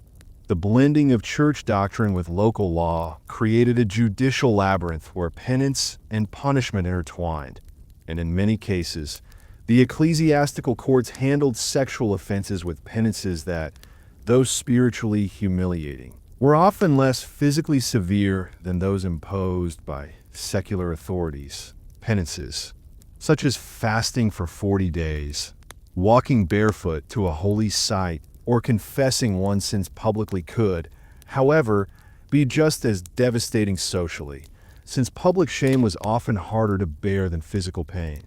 And speaking of shame, the use of chivalry, public mockery rituals, serve as a form of grassroots moral enforcement in villages and towns, where neighbors would bang pots and pans outside the homes of adulterers. Cross-dressers, or those deemed sexually deviant, mocking them with rhyme, costume, and jeers, ensuring that even if no legal punishment was delivered, the social cost remained unbearably high, And then there were the torture devices and punitive tools sometimes associated with sexual discipline. The infamous scold's bridle, for instance, which forced the mouth open with an iron bit and was used primarily on women accused of gossip or sexual impropriety, making public speaking impossible and silence enforced. The ducking stool, another humiliating implement, involved strapping a woman to a wooden chair and dunking her repeatedly in water, a form of both physical discomfort and public degradation often reserved for so-called whores or scolds, while the pillory and stocks exposed offenders to the elements, thrown vegetables, and worse, all in the name of moral correction. In more private domains, particularly among the nobility, sexual misconduct could result in forced marriages, strategic banishments, or even cloistering in a convent for life. A punishment disguised as religious vocation, and many noble daughters were quietly tucked away in nunneries after scandal or rumors, their silence guaranteed by vows and stone walls. Interestingly, while much of this policing targeted women, men were not entirely immune. Clerics who violated vows of celibacy could be defrocked, and male adulterers, particularly commoners, might find themselves subjected to hefty fines, mutilation, or revenge killings by enraged husbands, though the laws often protected men more than women, viewing their indiscretions as regrettable but not ruinous. It's also worth noting that medical beliefs played a strange role in the policing of sexuality. Some doctors and theologians believe that female desire, if unsatisfied, could lead to madness, wandering womb syndrome, or death, leading to paradoxical treatments such as recommending marriage or even midwife-stimulated orgasms as cures for celibacy-induced hysteria, particularly among widows or nuns, showing signs of distress. Thus, while society punished women for expressing sexuality, it also feared the medical consequences of repressing it, creating an absurd cycle of condemnation and contradiction. And amid all of this were the whispered stories, the folk remedies, the superstitions passed from mother to daughter, about love filters, chastity herbs, moon cycles, and saints who could supposedly cleanse impure thoughts or shield against seduction. Each myth a reflection of a world desperately trying to balance desire with damnation. Through it all, punishment served as a public performance of values, a spectacle not only of correction, but of control, a symbolic reassertion of communal morality every time a sinner was marched through the streets or forced to kneel at the altar in rags, asking for forgiveness under the unblinking eye of God and neighbor alike. So if your mind now drifts into sleep, let it float through these shadowy corridors of forgotten discipline, where every moan was heard by a priest, every secret kiss risked exposure, and even your dreams were subject to divine scrutiny. This was not merely a world of punishment, but of constant surveillance, where your body was not your own, and your thoughts were policed by saints and statutes alike, reminding us that long before modern debates about privacy, autonomy, and consent, the Middle Ages were already staging their own theater of control, pain, and penitence. You move through the winding corridors of medieval belief, brushing your fingers along the rough stone walls that seem to echo with whispered prayers and secret fears, until you reach a space you didn't expect, a quiet courtyard where women gather in the dappled shade of a monastery's cloister, speaking in hushed tones not of men or children, but of blood, sin, and saints. Here, purity is not merely a concept. It's a living presence, something tangible in the very air, as though God himself is listening from behind the ivy-covered walls. Virginity is still paramount, but in this moment, it's not about family honor or dowry negotiations. It's about mystical power. Yes, power, because tonight we enter the uncanny realm of mysticism, visions, and those curious saints who bled without wounds and levitated during Mass. And guess what? Most of them were virgins. You sit on the worn bench beside a statue of the Virgin Mary, her gaze eternally cast downward, serene but unsettling, and begin to feel how, in this version of the Middle Ages, purity is not weakness, but a supernatural force. These women believed their untouched bodies could bring them closer to the divine, like antennae for celestial frequencies. Virginity, they claimed, heightened spiritual sensitivity. Some nuns experienced stigmata or claimed the baby Jesus visited them in dreams. Their visions were described in intricate, symbolic detail. Gardens blooming in winter, luminous wounds, heavenly perfumes. You half expect to smell roses now, though it's probably just the herbs in the nun's garden. One historical account tells of a young virgin nun who became so beloved for her holy suffering that entire villages would line up to touch the hem of her habit, hoping her purity might heal them. It's all very intense and rather metal, if you think about it, like spiritual punk rock. And yet, historians still debate whether these visions were signs of genuine belief or clever survival tactics in a system that gave women few options beyond obedience or invisibility. Did these young women choose ecstasy over subservience? Did they embrace the mystical as a form of rebellion? Or were they simply swept up in a culture that offered only one path to agency? Sainthood through suffering? No one knows for sure, and maybe that's the most haunting part. Even now, as you trace your hand across the faded fresco of a weeping angel, you wonder if those visions were cries for attention, desperate negotiations with an unyielding world. And just as you're about to turn away, a sudden breeze brushes your cheek, cool and inexplicable. A trick of the wind? Or something older, more watchful? You don't know, and maybe you don't want to. So instead, you walk quietly through the cloister, leaving the nuns and their visions behind, your footsteps muffled by the moss growing thick between the stones. You find yourself stepping out of the cloisters and into a place even more sealed off from the world. A convent's infirmary, dimly lit by flickering candles and perfumed with a mix of lavender, mildew, and something far less pleasant. In a medieval imagination, a woman's body was a battleground of contradictions, divine and dirty, sacred and sinful. And nowhere were these contradictions more apparent than in the curious, often grotesque world of medieval medicine.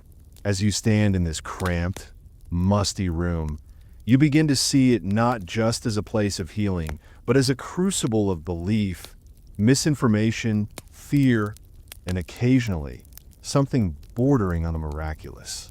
A nun bustles past with a bowl of steaming herbs, muttering prayers under her breath as she prepares to treat a young woman suffering from womb suffocation, a diagnosis that, incredibly, blamed most female ailments on a wandering uterus. According to medical texts of the time, many copied and recopied by monks who had never even spoken to a woman, a uterus could float freely around the body, blocking the throat or lungs, causing convulsions, hysteria, or even madness. The cure? Strong-smelling herbs placed strategically near the vagina to lure the womb back into position, like coaxing a cat out from under a bed. You stifle a laugh, but quickly realize no one else here sees the irony. This is serious, sacred work. Nearby, another woman lies unconscious, and a physician, probably one of the few who has access to university learning, debates whether she's been touched by a demon or simply suffering from imbalance of the four humors: blood, phlegm, black bile, and yellow bile. He leeches her arm anyway, just to be safe. Her pale skin now smeared with blood, she becomes another vessel for experiment, for belief, for desperation. You look around and see shelves stacked with remedies that read like the ingredients of a witch's spell. Powdered unicorn horn, spoiler. It's narwhal tusk, dried toad, mandrake root, crushed pearls, and mummy powder made from ground-up Egyptian corpses sold by traders who swore it cured everything from epilepsy to infertility. The nuns believed deeply in the power of holy relics too. Bones of saints, bits of cloth touched by the Virgin Mary, even drops of Christ's blood stored in crystal vials. These are applied like medicine, laid gently on the foreheads of the dying, or hung above sick beds in the hopes of divine intervention. And for many women, especially those cloistered from the world, this was all they had. Faith in the unseen, trust in the unknowable. But not all treatments were so mystical. There were also mechanical devices for menstruation, linen cloths tied with belts and padded with moss or straw. And yes, women menstruated in convents too, despite the church's quiet unease with blood that didn't flow from wounds or wine. In fact, menstruation was viewed as a form of natural purification, though at times it was also associated with impurity. The paradox was never resolved. You imagine a girl, only 13, clutching her abdomen in fear, told her cramps are God's punishment for Eve's sin.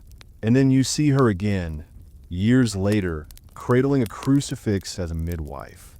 Yes, some were allowed to assist within limits. Delivers another nun's baby in secret, the result of a tryst so forbidden it could cost them both their lives. Medicine here is not about cures. It's about control, about narratives, about assigning meaning to the chaos of female biology.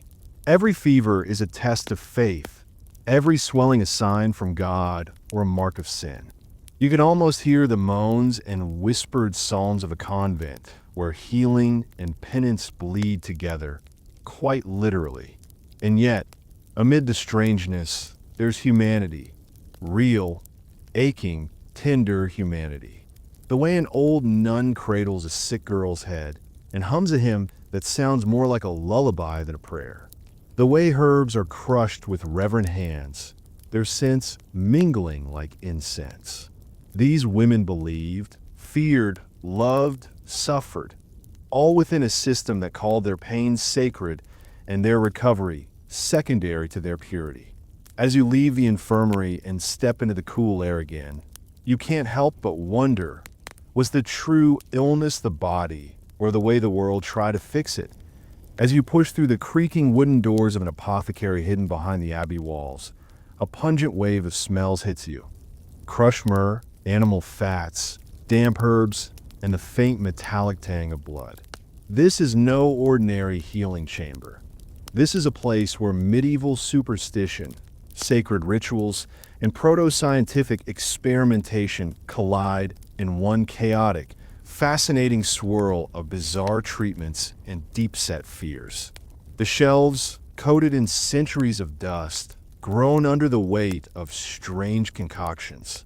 Bottles filled with pickled vipers, jars stuffed with dried beetles, and tightly wrapped parcels of powdered mummies, imported from Egypt by merchants who peddled remedies of the East with the same solemnity as holy relics.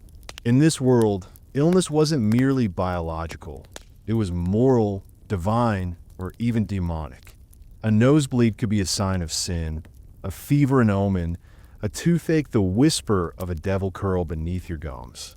And so, medieval cures had to match the severity of the cause, both in absurdity and in ritual.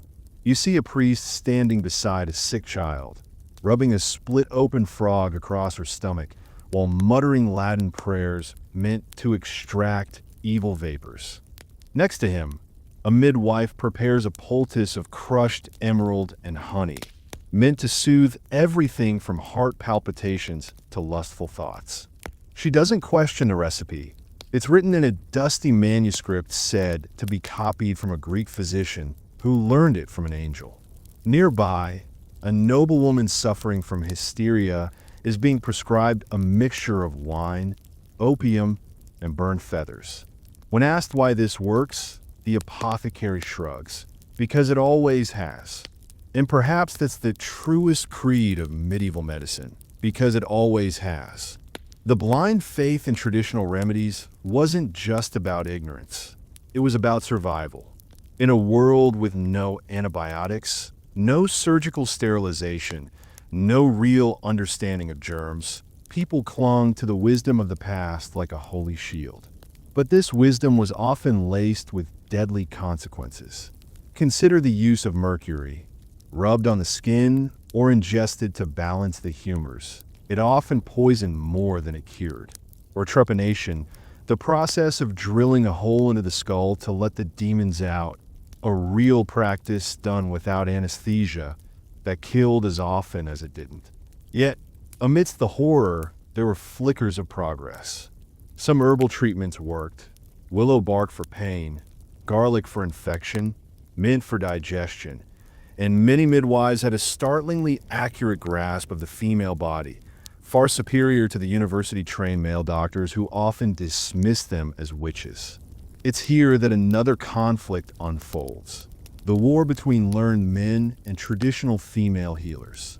The church and universities increasingly tried to wrest control of medicine from the hands of wise women, branding their knowledge as pagan, dangerous, or heretical. You watch as a midwife is dragged before a tribunal, accused of witchcraft for knowing how to stop a postpartum hemorrhage using a poultice of nettle and ash. Her tools, bone needles, herbal tinctures, and written charms, are paraded as evidence of satanic influence. And yet, these are the very tools that had saved lives in communities where no educated man dared to go. The irony is suffocating.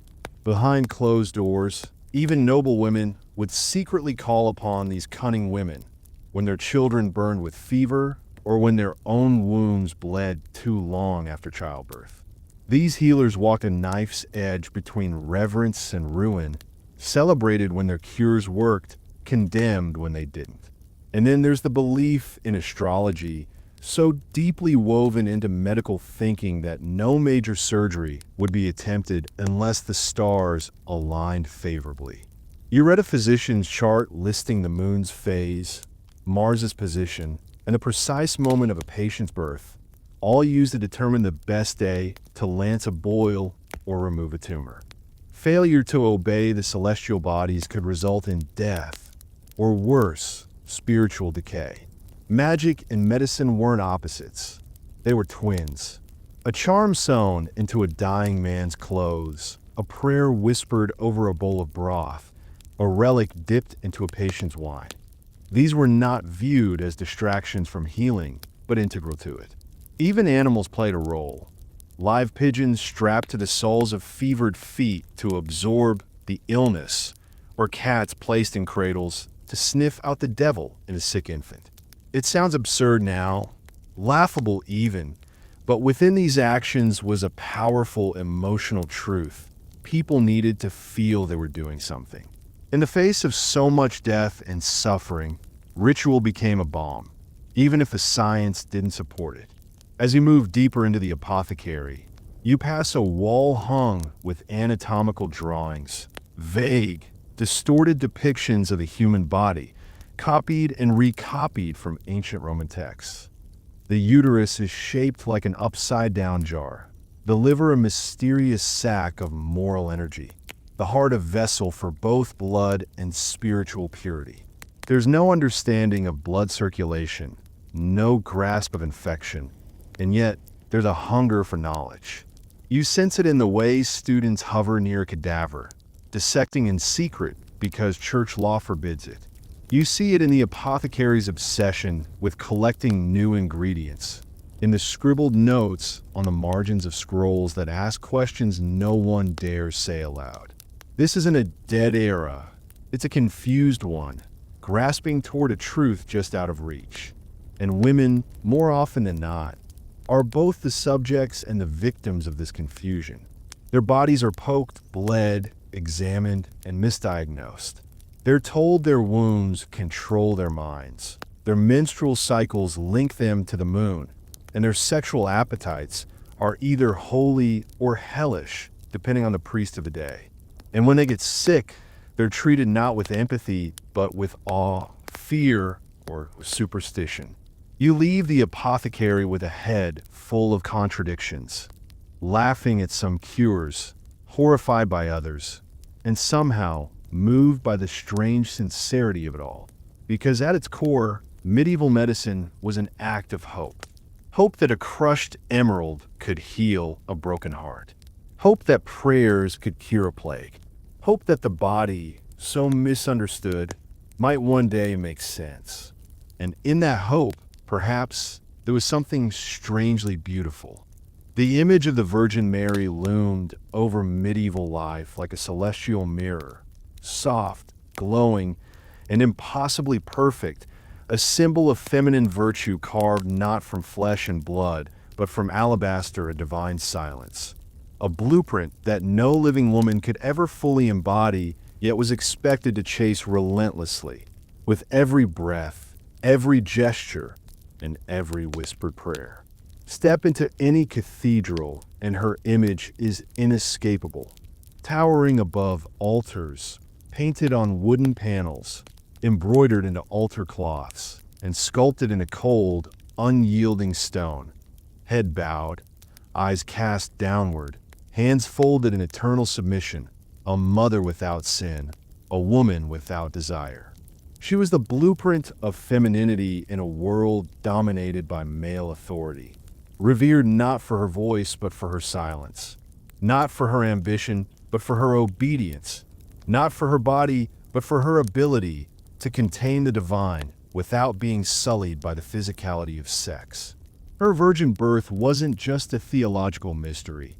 It was a moral verdict on every other woman's womb, a sacred standard so high that merely bleeding once a month marked you as flawed by comparison. And yet, women across the medieval world clung to her image not just with fear, but with longing, devotion, and painful hope. They prayed to her for safe childbirth, for healing, for mercy, for the love of distant husbands, for the protection of sons marching off to war. They believed she could soften the harsh judgments of a male god, a divine mother who would understand their earthly pain, who had once bled and wept even if doctrine insisted she did so without the stain of sin. But that belief came with a cruel cost, because while Mary offered solace, she also enforced a brutal ideal: purity above all, submission as salvation, and suffering as sacred. A woman who spoke too freely, who desired too fiercely, who bled too openly, was nothing like the Virgin, and the Church reminded her of it constantly. You could see it in sermons that praised Mary's silence while condemning chattering wives. You could hear it in the confessionals, where women were told that lust, even in marriage, was a sin unless their hearts were filled only with thoughts of Christ. You could feel in the way girls were trained from childhood to be small, modest, and uncomplaining, their bodies hidden beneath layers of fabric, their minds trained to obey their fathers, then their husbands, and then God. The Virgin Mary was not just a symbol of divine love. She was a political tool, a spiritual chastity belt, locking women into roles designed to keep them compliant and controlled. And yet, despite all this, Mary was also one of the few places women could turn to for power in a world that denied them almost everything else. In secret, behind the veils of convents, or in the flickering candlelight of rural chapels, women carved out spaces of resistance by embracing her image on their own terms. They wrote hymns and poems to her. They wore amulets stamped with her likeness, and they formed female communities devoted to her worship, claiming her as their queen, their mother, their protector. In these spaces, Mary wasn't just a symbol of purity. She was a companion in grief, a light in the dark, a bridge between the earthly and the divine that didn't require a man's permission to cross. Her image became a contradiction, both prison and liberation, both pressure and comfort, both impossible and deeply human. Consider the countless women who entered convents, not just out of religious devotion, but to escape the suffocating expectations of marriage and motherhood, trading the control of husbands for the rule of abbesses. These women cloaked themselves in Mary's image not to disappear, but to find a voice. They copied manuscripts, wrote theological treatises, tended gardens, healed the sick, and governed entire religious communities. Their devotion to Mary became a kind of shield, an armor made not of steel but of sacred precedent. After all, who could question a nun's authority when she walked in the shadow of the Virgin herself? And outside the convent walls, in the brutal chaos of peasant life, Mary offered an emotional refuge to women who had no other power. They named their daughters after her. They cried to her during childbirth. They saw her face in the stars and in the blood-soaked sheets of miscarriages and stillbirths. For the countless women who buried babies before naming them, who suffered beatings from husbands and silence from priests, Mary was the only one they believed truly saw them. Not the regal Mary of the cathedral, but the weeping Mary, the barefoot one who cradled a dying son beneath a bloodied cross. The woman in her who knew the sting of loss, who bled behind closed doors, even if the church refused to admit it. And yet, no matter how deeply women loved her, the ideal she represented became harder and harder to live up to.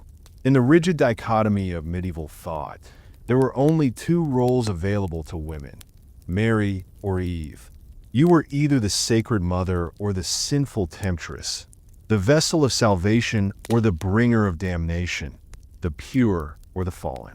There was no middle ground, no space for the complexity of real women who desired, who doubted, who rebelled. To fall short of Mary was to risk becoming Eve, and that meant blame, shame, punishment, even death. The courts enforced this dichotomy with terrifying efficiency. Unwed mothers were ostracized, rape victims accused of tempting men, widows pushed into silence, and heretical women burned with the Virgin's name on their lips. Every time a woman stepped outside the boundaries of Marian virtue, the backlash was swift and brutal. And yet, and this is where the human spirit refuses to be crushed, women kept pushing against the image. They painted Mary breastfeeding, her breast bare, her eyes alive with tenderness. They told stories of her performing miracles not for kings, but for poor girls and barren wives. They imagined her not as a passive statue, but as a fierce intercessor, a cosmic mother who would march to the gates of heaven and demand justice. They found in her not just the impossible ideal, but the possibility of grace, the hope that their own messy, complex lives might still be holy. Even artists began to bend the image. In some regions, you see paintings of the Annunciation where Mary doesn't look meek.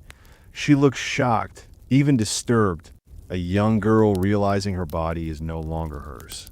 In others, she's crowned in golden armor, stomping on snakes, her eyes burning with apocalyptic fire. These aren't just religious fantasies. They're cultural rebellions, attempts to make the Virgin reflect real women instead of haunting them.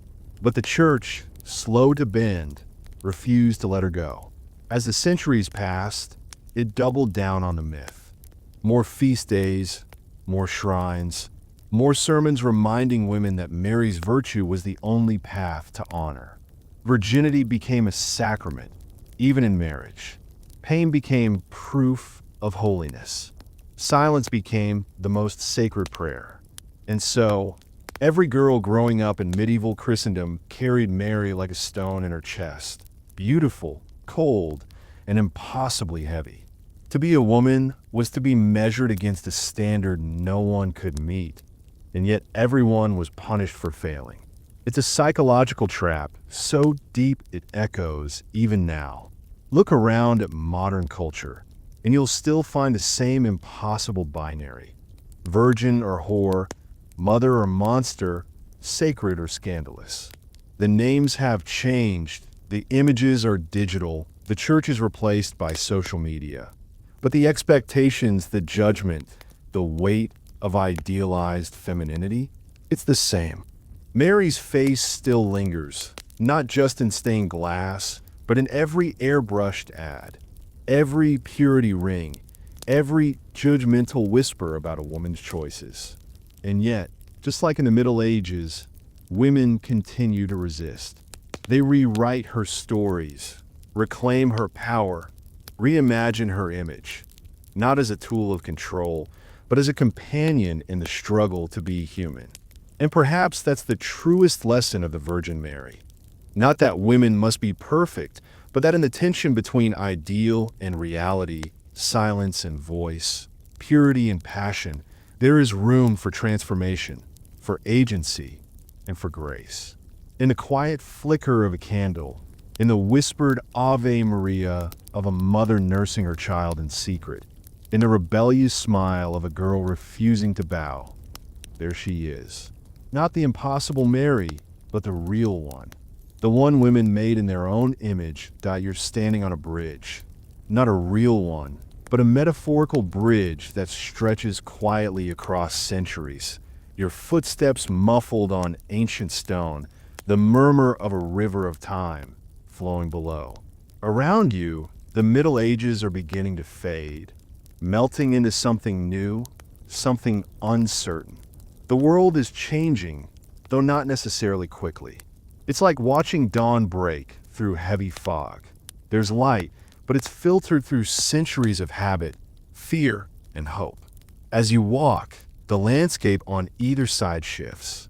The rigid church doctrines that once shaped every breath, every bodily function, every glance, those are starting to loosen their grip, like vines receding from an old wall.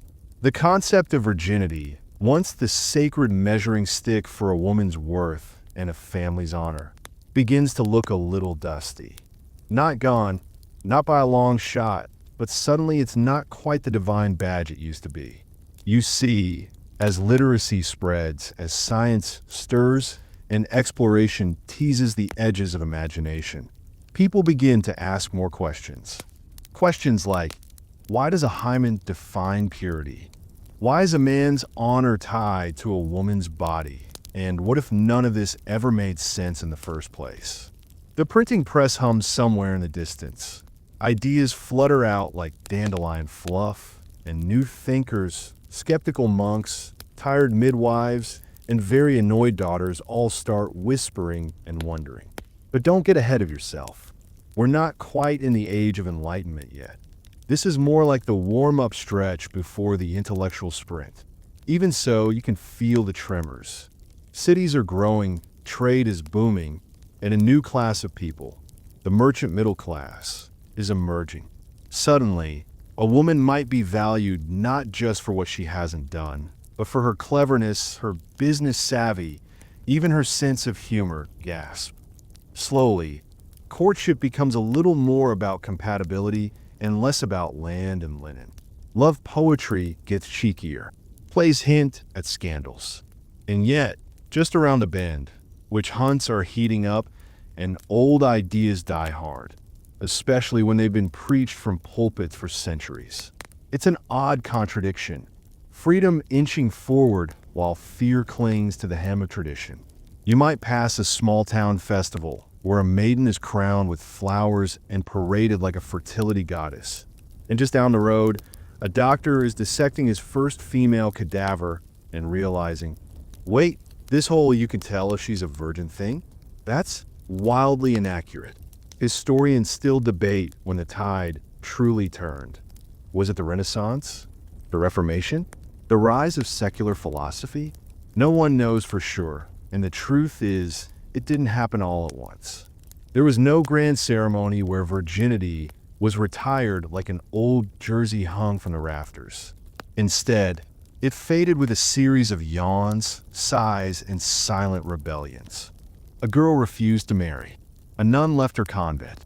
A playwright dared to mock purity on stage. A midwife told a young bride not to worry so much. These tiny revolutions stacked like bricks until the old wall cracked. And as you cross this final stretch of the bridge, there's a breeze, faint but growing stronger. It carries with it the scent of new philosophies, strange and thrilling and terrifying.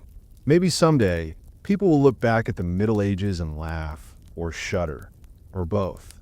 Maybe they'll say, can you believe people used to think a bedsheet could prove your soul's worth? Or maybe, just maybe, they'll realize some of those echoes still exist. That under new names and shinier packaging, the pressure remains. But you've walked the path. You've seen the weight of it all. The fear, the ritual, the absurdity, the quiet resilience. And now, standing on the cusp of modernity, you feel a peculiar stillness, like the hush before a new chapter. So breathe it in. You made it through the long, winding corridors of history, dodging relics and ideals that would have had you burned, banished, or at the very least, deeply uncomfortable. You've wandered through convent gardens and royal bedrooms, examined hymens and heard sermons, and all without losing your modern sense of humor. Impressive. But now, the candlelight dims. The echoes fade. The story winds down. There's nothing left to uncover tonight. Just the quiet ripple of change, centuries in the making. Now that you've wandered through the dim corridors of medieval belief, candle in hand, perhaps you're feeling the weight of centuries pressing gently against your thoughts. You've seen how something as intimate and personal as virginity was twisted into a public currency, bartered and judged by the church, the crown, the family, and even strangers in the marketplace. You stepped into convent cells where silence screamed louder than sermons, crept past beds where blood was proof of purity, and glimpsed the absurdity of trying to pin morality to a membrane. But as the night deepens and your breath begins to slow, consider this. The human body didn't change, only the meanings we gave it. And those meanings weren't whispered by gods or etched in the stars. They were invented, passed down, reshaped by fear, control, tradition, and the ever-churning need to make sense of desire. And maybe, just maybe, to control it. The past doesn't vanish. It lingers like incense in an old chapel. And in small ways, it still lives in the pressures you feel, the expectations pressed into skin, the way society talks about purity, shame, and worth. But here, in this quiet space between history and sleep, you've unwrapped those ancient myths. You've touched the truths beneath layers of superstition and doctrine. So now, as you close your eyes, let the noise of centuries drift away. No judgment, no dogma, just the soft hush of unlearning. You're safe, you're informed, and maybe, just maybe, you're free. Sleep well, traveler of time. The past won't follow you here.